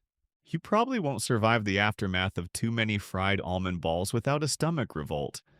But for now, the pleasure is undeniable. Medieval fairs were hubs of social gathering, commerce, and celebration, drawing people from towns and villages far and wide. These events were often held to mark religious festivals, seasonal changes, or royal occasions, and the food offered was as much a part of the spectacle as the game's performances and markets. Fried almond balls, or mandelbrot as they were sometimes called, were among the sweet delicacies that became synonymous with such celebrations. Quirky Tidbit 1. Recipes from medieval cookbooks show that these almond balls were not simply fried dough with nuts. Often they included finely ground almonds mixed with honey or sugar spiced with cinnamon cloves, or even rosewater, and sometimes flavored with bitter almonds to add a distinctive kick. Some versions were coated in powdered sugar or drizzled with sweet syrups before serving. Historians still debate the exact recipe variations as regional differences in ingredient availability influenced preparation.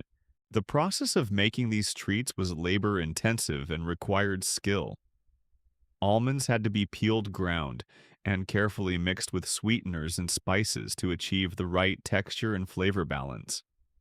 The dough was then shaped into small balls or ovals, fried until golden, and often served hot. The frying fat was usually animal-based, such as lard or butter, imparting a rich, savory undertone to the sweet treat. At fairs, these fried almond balls were often sold by specialized vendors who set up stalls or portable frying stations. The enticing aroma was a powerful lure, drawing customers eager for a sweet respite from savory fare. Vendors shouted catchy rhymes and jingles to attract attention, competing with musicians, jugglers, and other entertainers for the crowd's notice. Quirky Tidbit 2. In some regions, fried almond balls were associated with particular festivals or holidays such as Christmas or Mardi Gras. They were considered celebratory foods, symbolizing abundance and joy. Some medieval texts link almond sweets with wishes for fertility and prosperity, making them more than just treats. They were talismans of good fortune. Scholars continue to explore these cultural associations and their influence on later European confectionery traditions. The sensory experience of eating a fried almond ball was a delightful contrast of textures and flavors. The crisp outer shell crackled under your teeth, giving way to a moist, nutty interior suffused with sweet spice. The richness of the frying fat balanced the sweetness, preventing cloying overload. For many, this treat was a rare luxury reserved for special occasions when time and resources allowed such indulgence. While almond sweets were primarily enjoyed by the wealthy or middle classes who could afford nuts and spices, the popularity of such treats spread through all social strata during fairs when street vendors made sweets accessible to a broader audience. This democratization of festive food highlights the role of fairs as melting pots of culture commerce and culinary exchange. Quirky Tidbit 3. Some historical accounts describe competitive frying contests among vendors at fairs, where the quality and flavor of almond sweets determined reputation and sales. These contests fostered innovation and pride in craft much like today's food festivals and competitions. Researchers debate the extent to which these contests were formalized events or informal rivalries. Beyond their deliciousness, fried almond balls reveal much about medieval food culture and economy. Almonds, though cultivated in parts of Europe, were often imported from Mediterranean regions, making them valuable commodities. The use of spices like cinnamon and cloves points to extensive trade networks linking Europe with Asia and the Middle East. These ingredients were markers of wealth and status, their presence signaling refinement and luxury. The production of fried almond sweets also reflects medieval ingenuity in food preservation and presentation. Frying allowed for longer shelf life and portability, essential qualities for travelers, pilgrims, and fairgoers. The shiny glaze or powdered sugar coating added visual appeal, enhancing the sensory impact of the treat. You notice that alongside almond balls, other fried sweets like honey fritters, spiced cakes, and candied fruits were also popular at fairs, offering a variety of choices for different tastes and budgets. The festive atmosphere encouraged indulgence, with food playing a central role in celebration and community bonding. Health considerations were secondary to enjoyment during fairs, though medieval medical theories often linked indulgence with imbalance of humors. Nevertheless, the fleeting joy of sweet fried treats was cherished, providing comfort and pleasure in an often challenging world. Historians still debate how these fairground sweets influenced later European pastry traditions. Some argue that they laid the groundwork for modern confections like donuts, beignets, and marzipan, while others see them as unique cultural artifacts. The continuity of fried almond treats in various forms across centuries underscores their enduring appeal. As you savor your last almond ball, the crowd's energy and the myriad aromas around you remind you that food is not just sustenance, it is culture, history, and shared experience. You prepare to move on, eager to discover the holy, yet sometimes horrible fasting foods of the next chapter. You step into an opulent medieval banquet hall, where candles flicker against gilded walls and the clatter of fine silverware mingles with hushed conversations and soft music. Before you lies a plate unlike any common fare, a serving of perfumed rice dyed a delicate, otherworldly blue. The dish is neither for sustenance alone nor mere whimsy. It is a symbol of fashion and status, a culinary declaration dictated by noble whims. In this world, blue food is charming this season, a trend set by a capricious noble embraced by courtiers, eager to display their sophistication. You probably won't survive a full feast of blue-dyed delicacies without questioning your appetite. But the spectacle dazzles the eyes and intrigues the mind. In medieval Europe, food was more than nourishment. It was a language of power, identity, and social signaling. The color shapes and presentations of dishes conveyed messages about wealth, taste, and cultural connections. While today's palettes favor natural hues, medieval cooks experimented boldly with colors, sometimes using rare and expensive dyes to paint their creations. Quirky Tidbit 1. Blue food was rare and difficult to achieve naturally. Medieval cooks sometimes used powdered lapis lazuli, a precious stone ground into pigment to color rice and pastries blue. This practice was costly and reserved for the highest echelons of society. Historians still debate whether the lapis lazuli pigment was safe for consumption or primarily decorative applied to the surface of dishes rather than mixed into the food. Other natural sources for blue hues included flowering plants like borage or woad, though these were less intense and more unpredictable in color. The pursuit of vibrant colors was a major challenge for medieval chefs who often turned to imported spices and dyes for inspiration.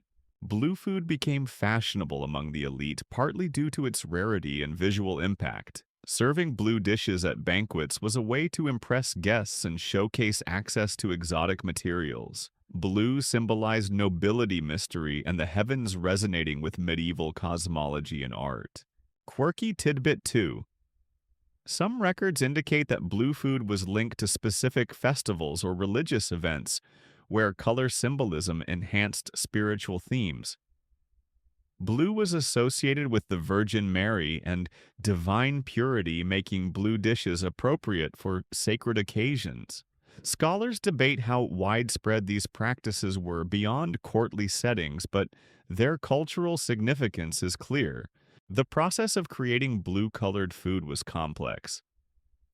Cooks had to prepare the base ingredients, carefully ensuring that the dye would adhere without overpowering flavor. Rice was a favorite canvas due to its neutral taste and ability to absorb color. Other foods like custards, pastries, and jellies were also colored, creating a spectrum of blue delicacies. Despite the effort, blue food was often more about aesthetics than taste. Some guests admired the striking appearance but found the flavors muted or unusual. Others appreciated the novelty and the statement it made about their host's sophistication. Quirky tidbit 3. The fascination with colored foods extended beyond blue.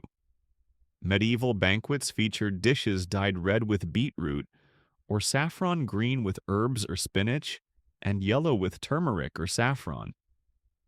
The deliberate use of color created theatrical presentations, turning meals into sensory spectacles. The concept of tableau vivant or living picture sometimes influenced food arrangements, blending visual art with culinary craft. The cost and difficulty of blue food made it a symbol of exclusivity. Access to dyes like lapis lazuli required trade connections stretching from Europe to Asia and the Middle East, reflecting the global reach of medieval commerce. Displaying blue food was a subtle assertion of worldly power and cultural refinement. You notice that beyond color, texture, and form also played roles in the fashion of medieval food. Shapes molded into intricate patterns, edible gold leaf and sugar sculptures added layers of visual complexity. Food was an art form performed by skilled cooks and presented by knowledgeable hosts. Health and safety were secondary to spectacle in these lavish feasts. Some colorants were toxic or untested, posing risks to diners. Yet the thrill of innovation and display outweighed concerns, revealing a medieval willingness to experiment and push culinary boundaries. Historians continue to explore the cultural and symbolic meanings of colored food in medieval Europe. Some argue that these practices reflect a deep connection between food art and social identity, while others emphasize the performative aspects of medieval feasting. The taste of blue rice, surprisingly mild, is enhanced by accompanying spices and sauces, often rich and aromatic. These flavors complement the visual impact, creating a multi-sensory experience designed to impress and delight. You reflect on the contrast between this noble fashion and the simple, earthy snacks of common folk encountered earlier. Food in medieval society was a mirror of hierarchy and aspiration, shaping and reflecting the identities of those who prepared and consumed it. As you savor the delicate flavors and striking color, you prepare to journey onward, curious about the boisterous world of boiled sweets and toothless futures that await in the next chapter. You unwrap a small, delicate piece of boiled honey candy, its golden surface gleaming in the flickering light of a medieval hearth. The sweet aroma of honey is instantly comforting, but as you bite down, a sudden sharp ache shoots through your molar, reminding you that medieval sweets were as much a risk to teeth as they were a delight to the tongue. These boiled sweets, crafted from honey and sugar boiled to a hard consistency, were prized treats, but the medieval diet's heavy reliance on sugary confections left many with toothless futures. You probably won't survive too many of these brittle candies without sympathy for the medieval dentist, but their sticky allure is undeniable. Medieval boiled sweets were among the earliest forms of candy enjoyed primarily by the wealthy due to the high cost of sugar and honey. Unlike the soft confections common today, these sweets were hard, glassy, and long-lasting. Made by boiling honey or sugar to the hard crack stage, they were poured into molds or shaped by hand before cooling into translucent gems that could be sucked or bitten. Quirky Tidbit 1. Some recipes called for flavoring boiled sweets with exotic spices like saffron rosewater or aniseed, lending them complex aromas beyond simple sweetness. These flavorings were often imported and expensive, highlighting the luxury status of such candies. Historians still debate whether these confections were everyday treats or reserved mainly for festivals and special occasions. The production of boiled sweets required skill and precise timing.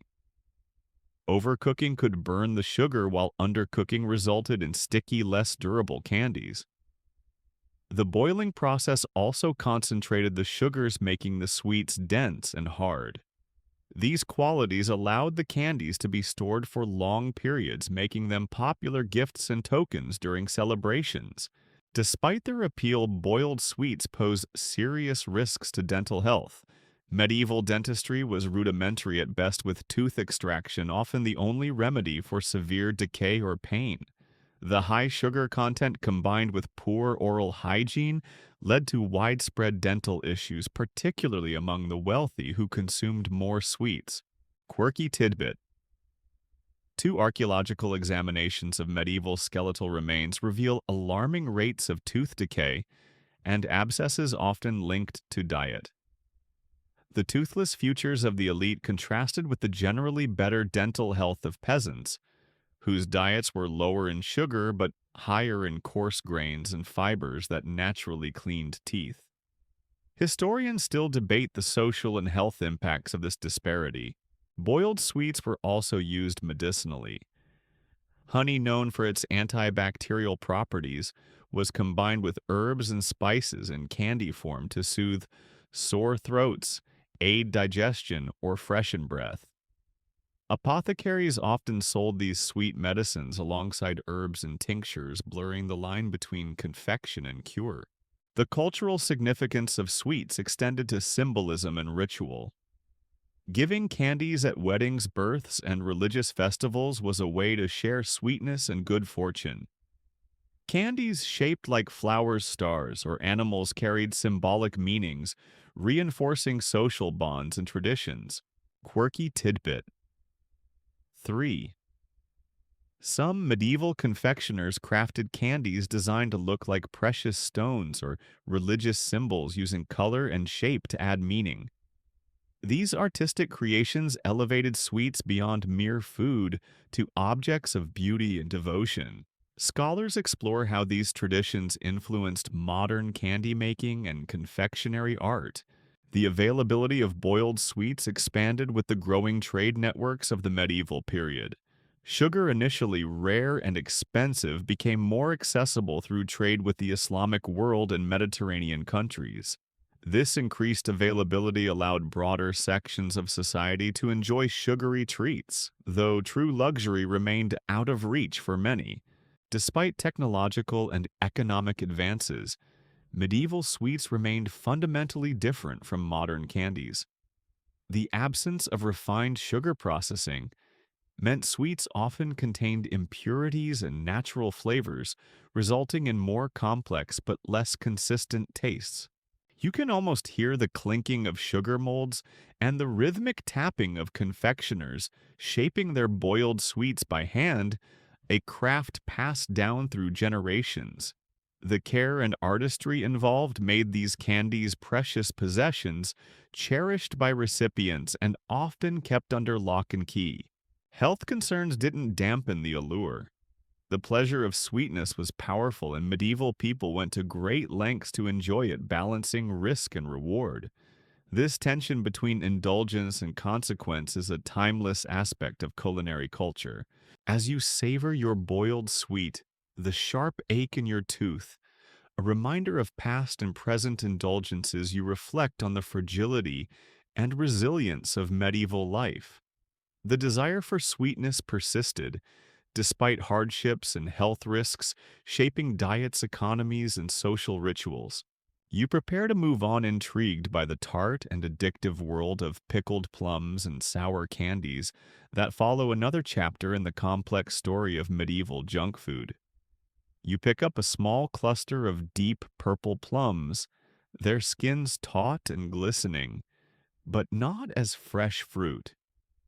They have been steeped in spiced vinegar transformed into pickled treats that burst with tangy sour flavors. As you bite into one, a shock of sharpness wakes your senses, followed by a complex dance of sweet, salty, and spicy notes.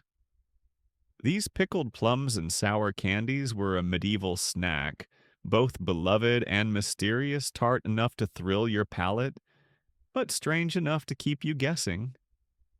You probably won't survive too many without your taste buds staging a protest. But the addictive allure is undeniable. Pickling was a common preservation method in medieval times, especially for fruits and vegetables. Vinegar and brine not only extended shelf life but also added layers of flavor that delighted and intrigued eaters. Pickled plums were particularly popular across Europe and Asia, where variations of this sour treat have ancient roots. In medieval Europe, plums were plentiful in summer and early autumn, and preserving them in vinegar or spice solutions allowed enjoyment long after the harvest. Quirky Tidbit 1. Some recipes called for plums to be pickled with a blend of spices including cinnamon cloves, black pepper, and mustard seeds, creating a complex bouquet that complemented the fruit's natural tartness. The use of exotic spices signaled wealth and access to global trade routes. Historians still debate how standardized these recipes were given regional variations in availability of ingredients. Sour candies, often made by soaking fruits or herbs in acidic syrups or coating them with sour powders derived from tamarind or citrus, provided a refreshing contrast to the heavier, sweeter sweets common at feasts. These candies stimulated saliva production and palate cleansing, making them popular after meals or during long journeys. Quirky Tidbit 2. Pickled plums and sour candies had medicinal associations as well. Their acidity was believed to aid digestion and cleanse the palate, aligning with medieval humoral theories that emphasized balance of flavors for health. Some monasteries produced sour sweets as remedies sold alongside herbal tinctures. Scholars continue to explore the overlap between confectionery and medicine in medieval times. The production of pickled plums was a delicate balance of preservation and flavor enhancement. Too much vinegar or spice could overwhelm the fruit, while too little risked spoilage. Skilled cooks adjusted recipes seasonally, often using local herbs or citrus peels to create signature blends. Pickled plums were enjoyed across social classes, but were particularly popular among traders and travelers who valued their portability and invigorating taste. The tartness helped stave off fatigue and dehydration on long journeys, making them practical as well as pleasurable. Quirky Tidbit 3. Archaeological finds in medieval trading hubs have uncovered containers and residue consistent with pickled fruits and sour sweets, supporting documentary evidence of their widespread use. Trade networks facilitated the spread of recipes and ingredients, leading to variations across Europe, the Middle East, and Asia. This culinary exchange reflects the interconnectedness of medieval cultures. The addictive nature of sour flavors is well documented in modern sensory science, and medieval people were no exception. Sour treats provided contrast to the dominant sweet and savory flavors, creating a dynamic taste experience that kept snacks interesting. This diversity of flavor profiles was important in an era when food variety was often limited. Pickled plums and sour candies were also associated with social rituals and festivities. They were offered as gifts shared among friends and used in celebrations to symbolize vitality and renewal. Their bright flavors enlivened the palate and the spirit, offering moments of joy amidst daily toil. However, these acidic treats could also pose challenges. Excessive consumption risked dental erosion and digestive upset, though medieval medicine lacked the understanding and remedies available today. The balance between enjoyment and moderation was a subtle art. The cultural symbolism of sour foods extended into literature and art. References to sharp or tart characters and situations appear in medieval writings, using taste metaphors to convey personality and mood. Food thus was intertwined with language and thought. Quirky Tidbit 4. Some medieval festivals featured sour food competitions or tastings where participants sampled a range of pickled and sour delicacies, celebrating the spectrum of flavors. These events fostered communal bonding and culinary experimentation, precursor to modern food fairs. Historians debate the extent and formality of such events. As you savor the last tangy plum, you consider how these sour treats connect past and present, bridging cultures and centuries. They remind you that flavor preferences are deeply human, shaped by biology, culture, and history. Your journey continues, eager to discover the street-side fast foods that sustained pilgrims and night workers each bite, revealing stories of survival, ingenuity, and delight. You trudge along a dusty road leading to a famed pilgrimage shrine where weary travelers and hopeful devotees gather beneath fluttering banners and wooden crosses. Among the throng, vendors have set up small carts and stalls, their offerings tempting and varied skewered meats. Flatbreads warm from the oven and sausages that upon closer inspection seem made from unusual ingredients. This bustling roadside market caters to pilgrims and others seeking quick, hearty food, but the quality and hygiene can be questionable. You probably won't survive eating every snack here without some digestive rebellion, but the spirit of adventure and hunger propels you forward. Medieval pilgrimages were spiritual journeys, often long and arduous, requiring sustenance that was portable, filling, and easy to eat on the go. Vendors positioned along these routes provided vital support to travelers, offering food that combined necessity with local flavors and traditions. The roadside fast food was far from gourmet but was essential for those without time or means for proper meals. Quirky Tidbit 1. Historical records describe pilgrim pies, handheld pastries filled with meat or vegetables, designed to be eaten without utensils. These pies were sometimes baked in communal ovens near pilgrimage sites, supporting local economies. There's ongoing scholarly debate about the exact recipes and how they varied depending on region and season. Skewered meats were a staple, often grilled over open flames or roasting spits. These could include cuts from pig, sheep, or even game, sometimes marinated in local herbs and spices. The convenience of eating meat on a stick made it ideal for travelers on the move, providing protein without the mess of plates or cutlery. Quirky Tidbit 2.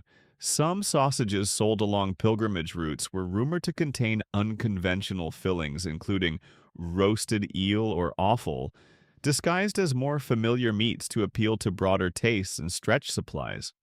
Clergy records sometimes frowned upon these practices concerned about food purity and religious observance. Historians debate the prevalence and acceptance of such culinary ingenuity. Flatbreads were another common offering, baked thin and pliable to be folded or wrapped around fillings. These portable snacks often contained cheese herbs or cooked vegetables, providing vegetarian options that complied with fasting rules observed by some pilgrims. The quality of food at these roadside stalls varied widely. While some vendors maintained reasonable standards, others used spoiled or adulterated ingredients, leading to illnesses among travelers. Authorities occasionally attempted to regulate these markets, but enforcement was inconsistent and the demand for quick food was relentless. You notice that vendors used simple utensils and open fires, which posed challenges for hygiene. Water for washing was often scarce, and the handling of raw and cooked foods in close quarters increased contamination risks. Yet for many pilgrims, the immediate need for sustenance outweighed concerns. The social role of these fast food vendors extended beyond nourishment. They were hubs of information exchange, gossip, and even spiritual support. Pilgrims shared stories, news, and prayers over shared meals, forming bonds that transcended social classes and geographic origins. Quirky Tidbit 3. Some pilgrimage sites developed unique culinary traditions, incorporating local specialties into fast food. For example, certain shrines in France were famous for particular types of sausages or bread that pilgrims sought out as souvenirs or blessings. Scholars continue to explore the interplay between pilgrimage food culture and regional identity. Economically, these food stalls contributed significantly to local livelihoods. Pilgrimage routes became economic arteries supporting inns, markets, and craftsmen. Vendors often traveled alongside pilgrims, following seasonal flows of traffic to maximize sales. Despite the rough conditions, some vendors took pride in their craft, developing recipes and cooking techniques passed down through generations. These culinary traditions became intertwined with the spiritual journeys of pilgrims, enhancing the experience beyond mere survival. Health-wise, the risks of foodborne illness were real with limited understanding of causes or prevention.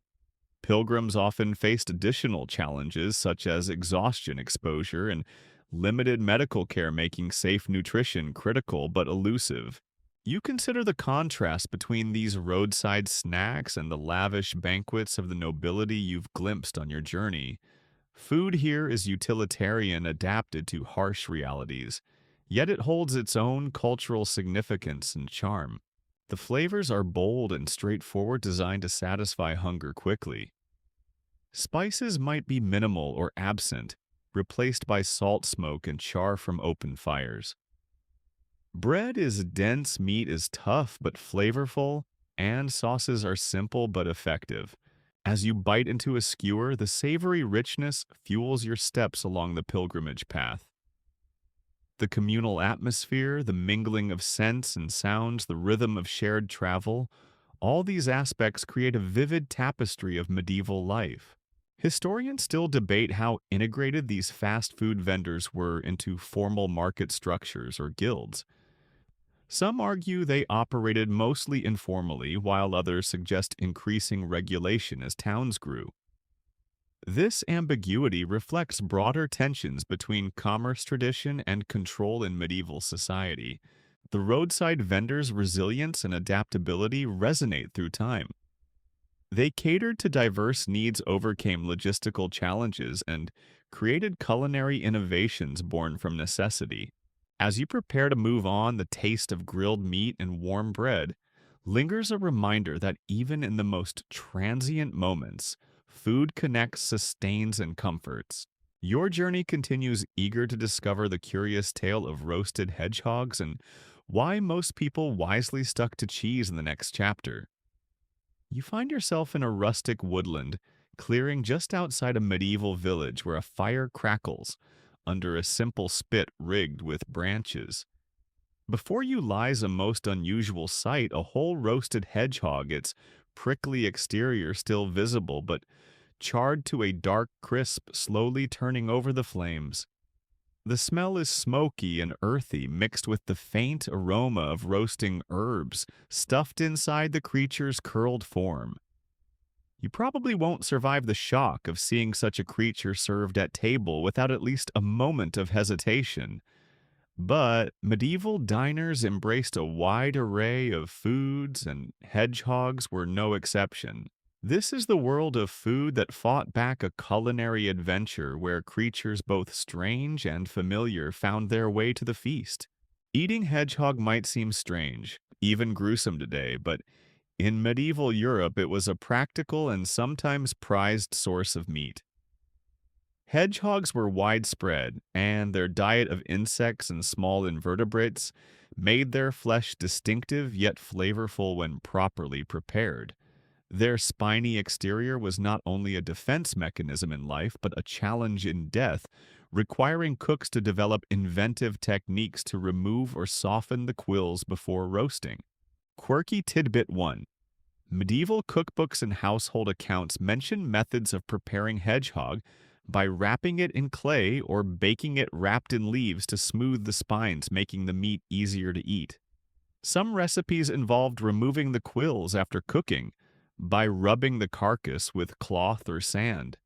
Historians still debate the effectiveness and prevalence of these methods, with some suggesting that hedgehog meat was a last resort food, while others argue it was a delicacy in certain regions. The inclusion of hedgehog in medieval diets illustrates the resourcefulness of cooks and diners faced with limited protein sources. Game animals, domestic livestock, fish, and wild birds formed the mainstay of meat consumption, but hedgehogs and other small mammals were supplemental, especially in rural or frontier areas. Their availability made them an accessible, if unusual, choice. Quirky Tidbit 2. Some medieval folklore imbued hedgehogs with mystical qualities, believing them to be protectors against evil or symbols of prudence due to their cautious nature. Eating hedgehog was sometimes linked with invoking these attributes or ensuring good fortune. Scholars continue to explore the intersection of culinary practices and superstition in medieval food culture. Preparing hedgehog was labor-intensive.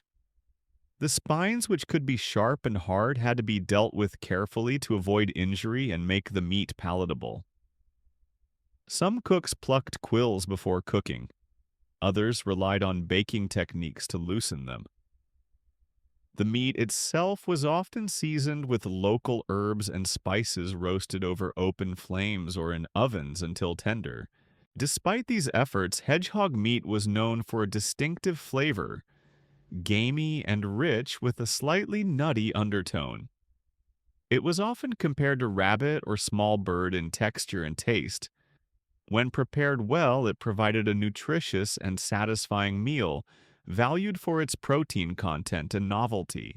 Quirky Tidbit 3.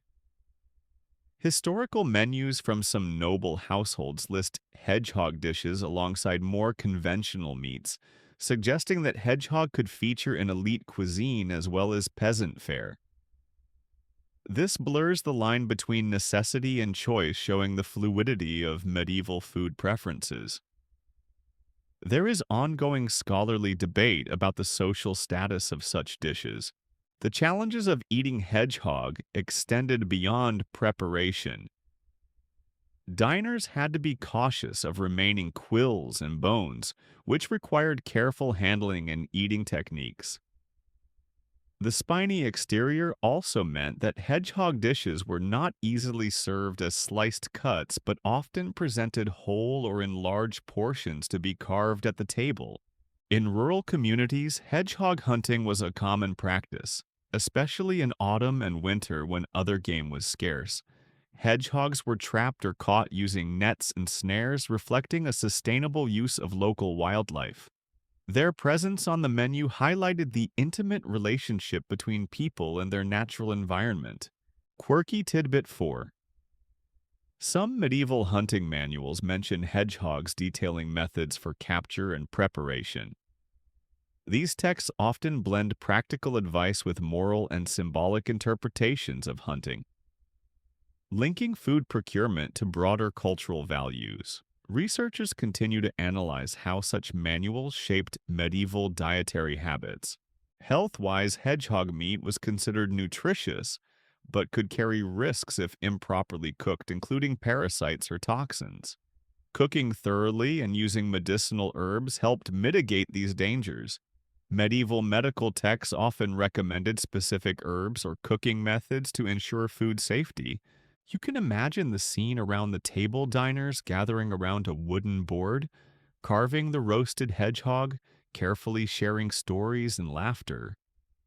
The unusual dish sparks conversation and curiosity, embodying the medieval spirit of experimentation and adaptation. The presence of hedgehog on the menu also reflects economic realities. Meat was expensive and not always readily available, especially in harsh winters or poor harvest years. Hedgehogs and other small game supplemented diets, providing necessary calories and variety. This culinary bravery contrasts with more common staples like cheese, which many preferred for its reliability and mildness. Cheese offered a familiar comfort, easier to store and prepare, and less likely to cause surprise or discomfort. Quirky Tidbit 5. Literary sources from the period sometimes mention hedgehogs metaphorically using their prickly nature to symbolize difficult or elusive people. The juxtaposition of hedgehogs as both food and symbol enriches understanding of medieval culture and language. As you finish your portion, the lingering flavor and the story behind the dish leave a lasting impression. Food that fought back both literally and figuratively reflects the complex relationship between humans and their environment, tradition, and survival. Your journey through medieval junk food continues with the next chapter, inviting you to experience all-day breakfasts, served in simple, hearty ways, a reminder that comfort often comes in the most straightforward forms. You settle onto a rough-hewn wooden bench in a bustling village tavern, the morning light filtering through a small window dusted with soot. Before you lies a simple but satisfying meal, hot oatcakes, dense and hearty, accompanied by strips of smoky bacon glistening with rendered fat. This is the medieval version of an all-day breakfast, a meal not bound by clock or convention, but by hunger and availability. You probably won't survive the sheer volume of this rustic feast without needing a long nap, but for the laborers, travelers, and villagers alike, it is sustenance, comfort, and ritual rolled into one. The concept of breakfast in medieval times differed greatly from today's standardized meals. While mornings might begin with a light repast, food was often eaten whenever hunger demanded, and large filling meals could occur throughout the day. Oatcakes, griddle-baked cakes made from coarse oats or barley, were a staple in many regions, especially in Northern Europe where wheat was less accessible. Their simplicity belied their nutritional importance, providing slow-releasing energy for demanding physical labor. Quirky Tidbit 1. Oatcakes were often cooked on a girdle, a flat iron griddle heated over an open fire, or stoves sometimes baked on heated stones or directly on coals. Archaeological finds include ancient girdles and recipe scraps, suggesting regional variations. Some oatcakes were thin and crisp, others thick and chewy. Historians debate whether oatcakes were considered bread substitutes or a distinct category of food. Bacon. The prized cured meat of pigs was a luxury in some areas, but a common source of fat and protein elsewhere. It was typically smoked or salted for preservation, and cooked slowly to render the fat, which was often used for frying other foods. The combination of oatcakes and bacon was both practical and flavorful, balancing carbohydrates with savory richness. Quirky Tidbit 2. Some medieval cookbooks describe oatcakes fried in bacon fat, to enhance flavor and crispness, making use of every bit of rendered goodness. The fat was valuable used sparingly in cooking and also for greasing tools or lighting lamps. There's scholarly discussion on how the availability of such fats varied seasonally and geographically, influencing meal composition. All-day breakfasts served multiple purposes. For farmhands, plowmen, and laborers, the meal was fuel for extended workdays often eaten early before dawn or as a substantial midday pause. The flexibility in timing and content reflected the rhythms of rural life, where labor was dictated by daylight and seasons rather than strict schedules. The social dimension of such meals was significant. Taverns and communal kitchens became centers of gathering where people shared food news and camaraderie. Eating together reinforced social bonds, provided respite, and maintained morale amid hard work and harsh conditions. Quirky tidbit 3. Folklore and literature often depict hearty breakfasts as occasions of community and storytelling. Tales of oatcakes and bacon, shared among workers, feature in medieval ballads and poems, emphasizing the cultural importance of food beyond mere sustenance. The preparation of oatcakes required skill to achieve the desired texture and flavor. Coarse grains were ground into flour and mixed with water or milk, sometimes with the addition of salt or herbs. The batter or dough was spread thinly on hot girdles, cooking quickly to form versatile cakes that could be eaten plain or topped. The inclusion of bacon added a savory contrast to its smoky richness, complementing the mild oat flavor. Bacon was sometimes accompanied by onions, leeks, or other vegetables, depending on availability. These ingredients provided vitamins and fiber, often lacking in grain-heavy diets. Health-wise, such breakfasts provided balanced nutrition critical for physically demanding lifestyles. The combination of complex carbohydrates, fats, and proteins sustained energy levels and supported muscle repair. Though medieval medicine lacked modern knowledge, the practical benefits of such meals were evident. Economically, oatcakes and bacon were accessible to many social classes, though the quality and quantity varied. Wealthier households might have access to refined breads and fresh meats, while peasants relied on simpler fare. Seasonal fluctuations affected availability, with preservation techniques crucial during winter months. Quirky tidbit 4. Some regions developed distinctive oatcake recipes incorporating local ingredients like honey cheese or dried fruits, showcasing culinary diversity. These variations reflect adaptation to environment and culture, enriching medieval food heritage. The cultural symbolism of all-day breakfasts included notions of hospitality and generosity. Offering a meal of oatcakes and bacon was a sign of welcome and care, especially for travelers and guests. Such gestures reinforced social hierarchies and relationships. You notice that meals were often accompanied by ale or weak beer, providing hydration and calories. These beverages, safer than water in many cases, were integral to daily nutrition and social rituals. The flexibility of all-day breakfasts also illustrates medieval attitudes towards time and eating. Meals were integrated into work and life rhythms with less emphasis on fixed times and more on practicality and community. Historians continue to explore how such meal patterns evolved into modern breakfast traditions, tracing continuity and change across centuries. The persistence of oatcakes and bacon in regional cuisines highlights the endurance of medieval culinary legacies. As you finish your meal, feeling both satisfied and grounded, you prepare to delve into the next chapter where spices heat and strange cravings lead you into the flavorful complexities of medieval taste. You find yourself in a dimly lit chamber adorned with tapestries depicting distant lands, fragrant with the warm, spicy aroma of cinnamon and clove. Before you sits a thick slice of toasted bread, generously slathered with a rich spread that tingles your senses, a concoction drenched in cinnamon and honey, the scent intoxicating and almost hypnotic. The craving it ignites is powerful, almost primal. You probably won't survive resisting a second helping of this cinnamon drenched toast without surrendering completely, but the pleasure it offers is undeniable.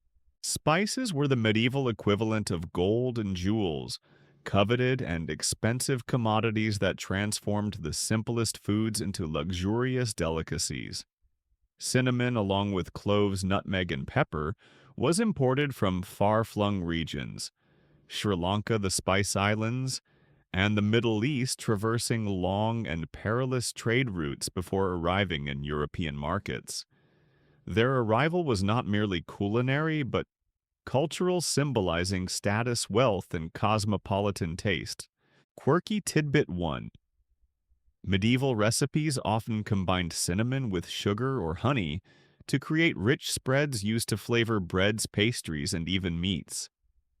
Some dishes included cinnamon in savory sauces, blending sweet and spicy in ways that might surprise modern palates. Historians debate the extent to which such spices were used daily versus reserved for special occasions or the aristocracy. Cinnamon-drenched toast was likely a treat for the wealthy given the high cost of spices and sweeteners. Yet its appeal transcended social classes, inspiring imitations and adaptations in peasant kitchens using local herbs and sweeteners like honey or elderflower syrup. This dynamic illustrates the complex interplay between aspiration and accessibility in medieval food culture. Quirky Tidbit 2. Some historical records mention spiced breads sold by street vendors during festivals, suggesting that cinnamon-flavored treats were enjoyed more broadly during special events. The extent of such consumption remains debated among scholars, with evidence pointing to both elite exclusivity and popular participation. The craving for spiced and sweetened foods reveals much about medieval sensory experience and psychology. The warmth of cinnamon and the sweetness of honey stimulate appetite and provide comfort, especially during cold seasons. These flavors were associated with health benefits believed to aid digestion and balance bodily humors. Quirky Tidbit 3. Medieval medical texts often prescribed spices like cinnamon for various ailments, including colds, digestive issues, and lethargy. Their inclusion in foods blended culinary pleasure with therapeutic intent. The relationship between flavor and medicine was integral to medieval diets. The cost and rarity of spices made them potent symbols in social rituals. Offering cinnamon-laden bread was a gesture of hospitality and generosity, signaling wealth and refinement.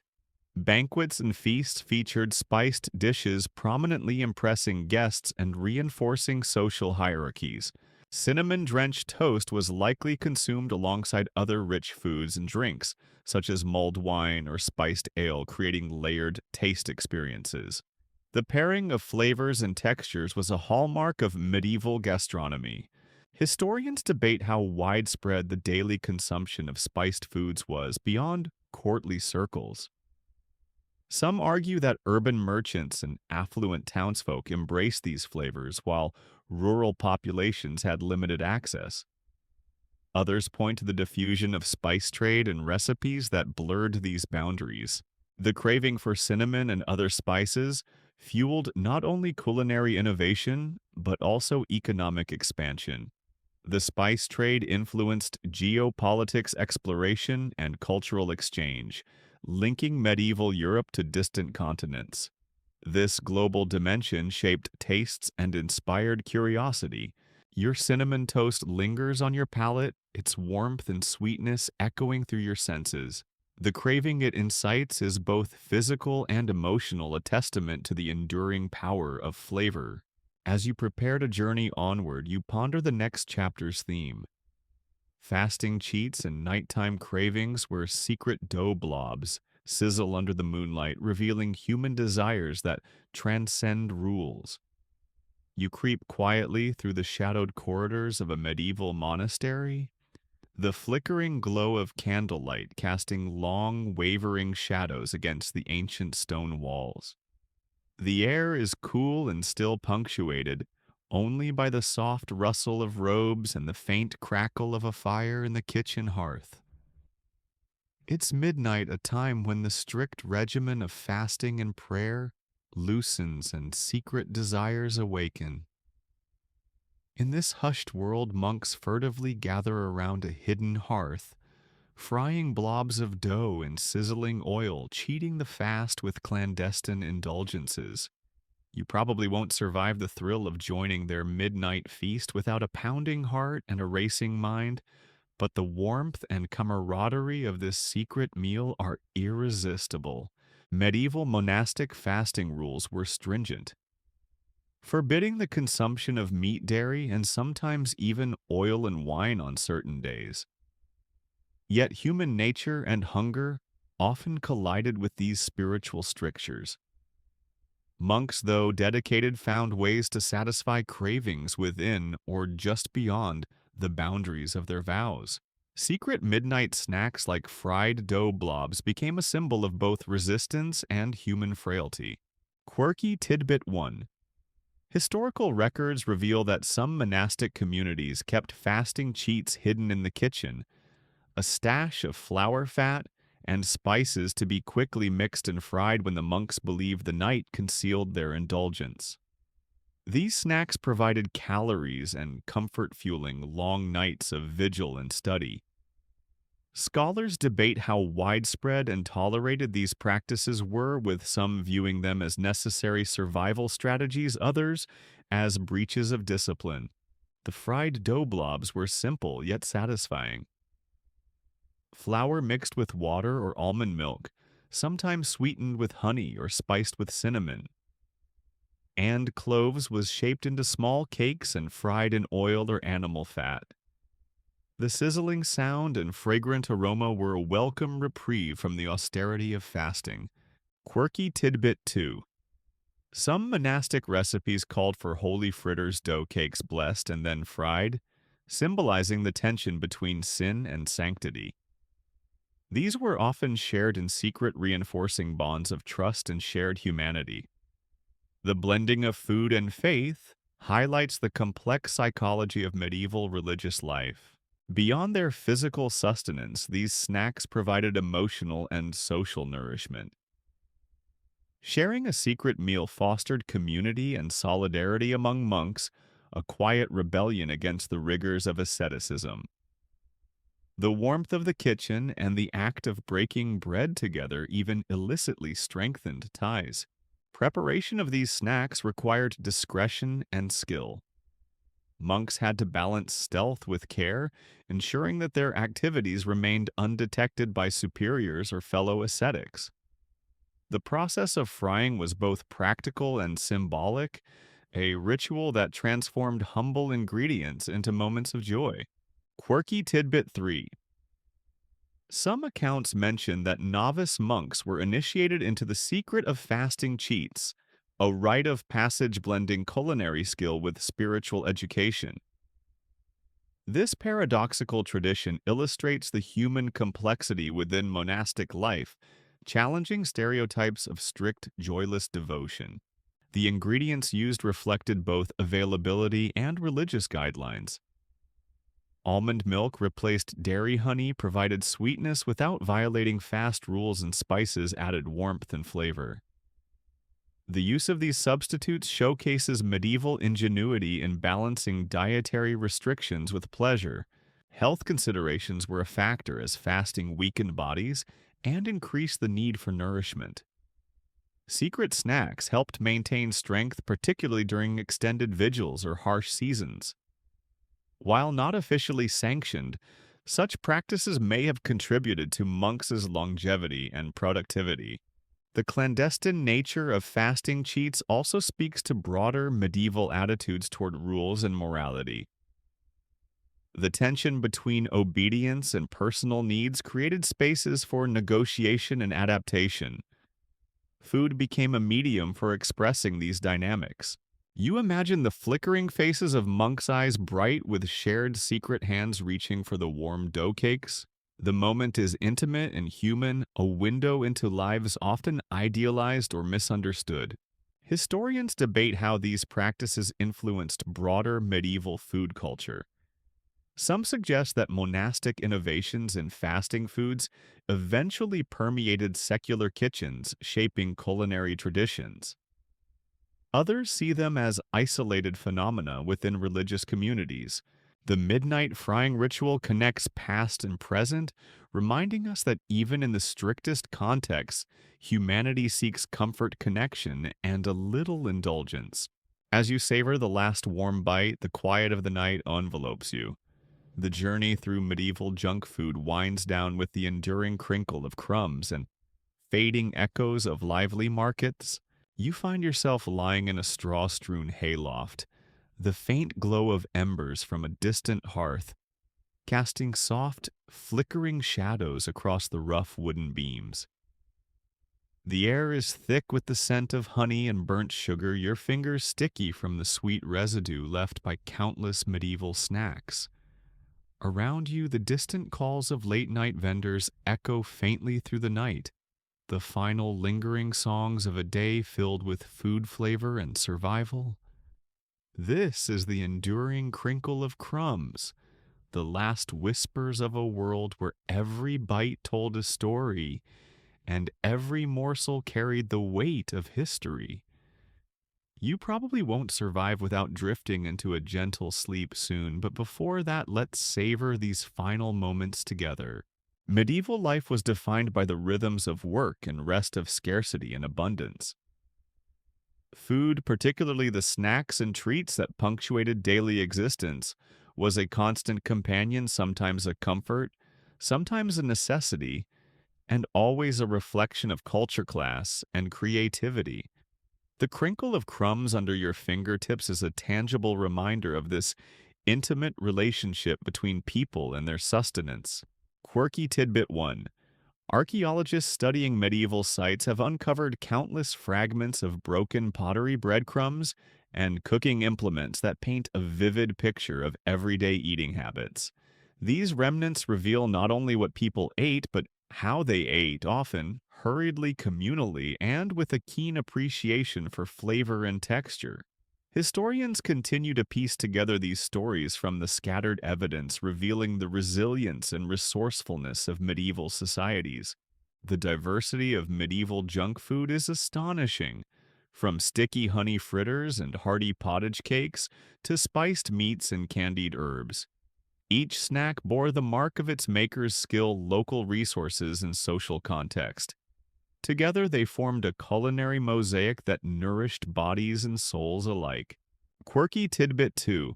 In some medieval villages, communal baking ovens were centers of social life, where people gathered not just to cook but to share news, negotiate marriages, and celebrate festivals. Food production was woven into the fabric of community, strengthening bonds and cultural identity. This social aspect of food is a theme echoed through centuries of human history. The sensory experience of medieval snacking was rich and varied. The crunch of roasted peas, the warmth of fried cheese, the tang of pickled plums all created a tapestry of tastes and textures that delighted the palate despite the limitations of the time. These foods were often paired with ales, meads, or watered wines, completing the sensory symphony. Despite hardships, medieval people found joy in food. Celebrations and festivals featured extravagant dishes and sweets, offering respite from daily toil. The creativity and passion evident in medieval recipes challenge modern assumptions about the past being uniformly grim or monotonous. Quirky Tidbit 3. Many medieval cookbooks include poetic descriptions and elaborate instructions, revealing the artistry and care invested in cooking. Some recipes were passed down orally, others written with flourish and symbolism. The culinary arts were respected and cherished, integral to both private and public life. The enduring crinkle of crumbs also symbolizes the continuity of human experience. The simple act of eating, of sharing a meal or snack, transcends time and place.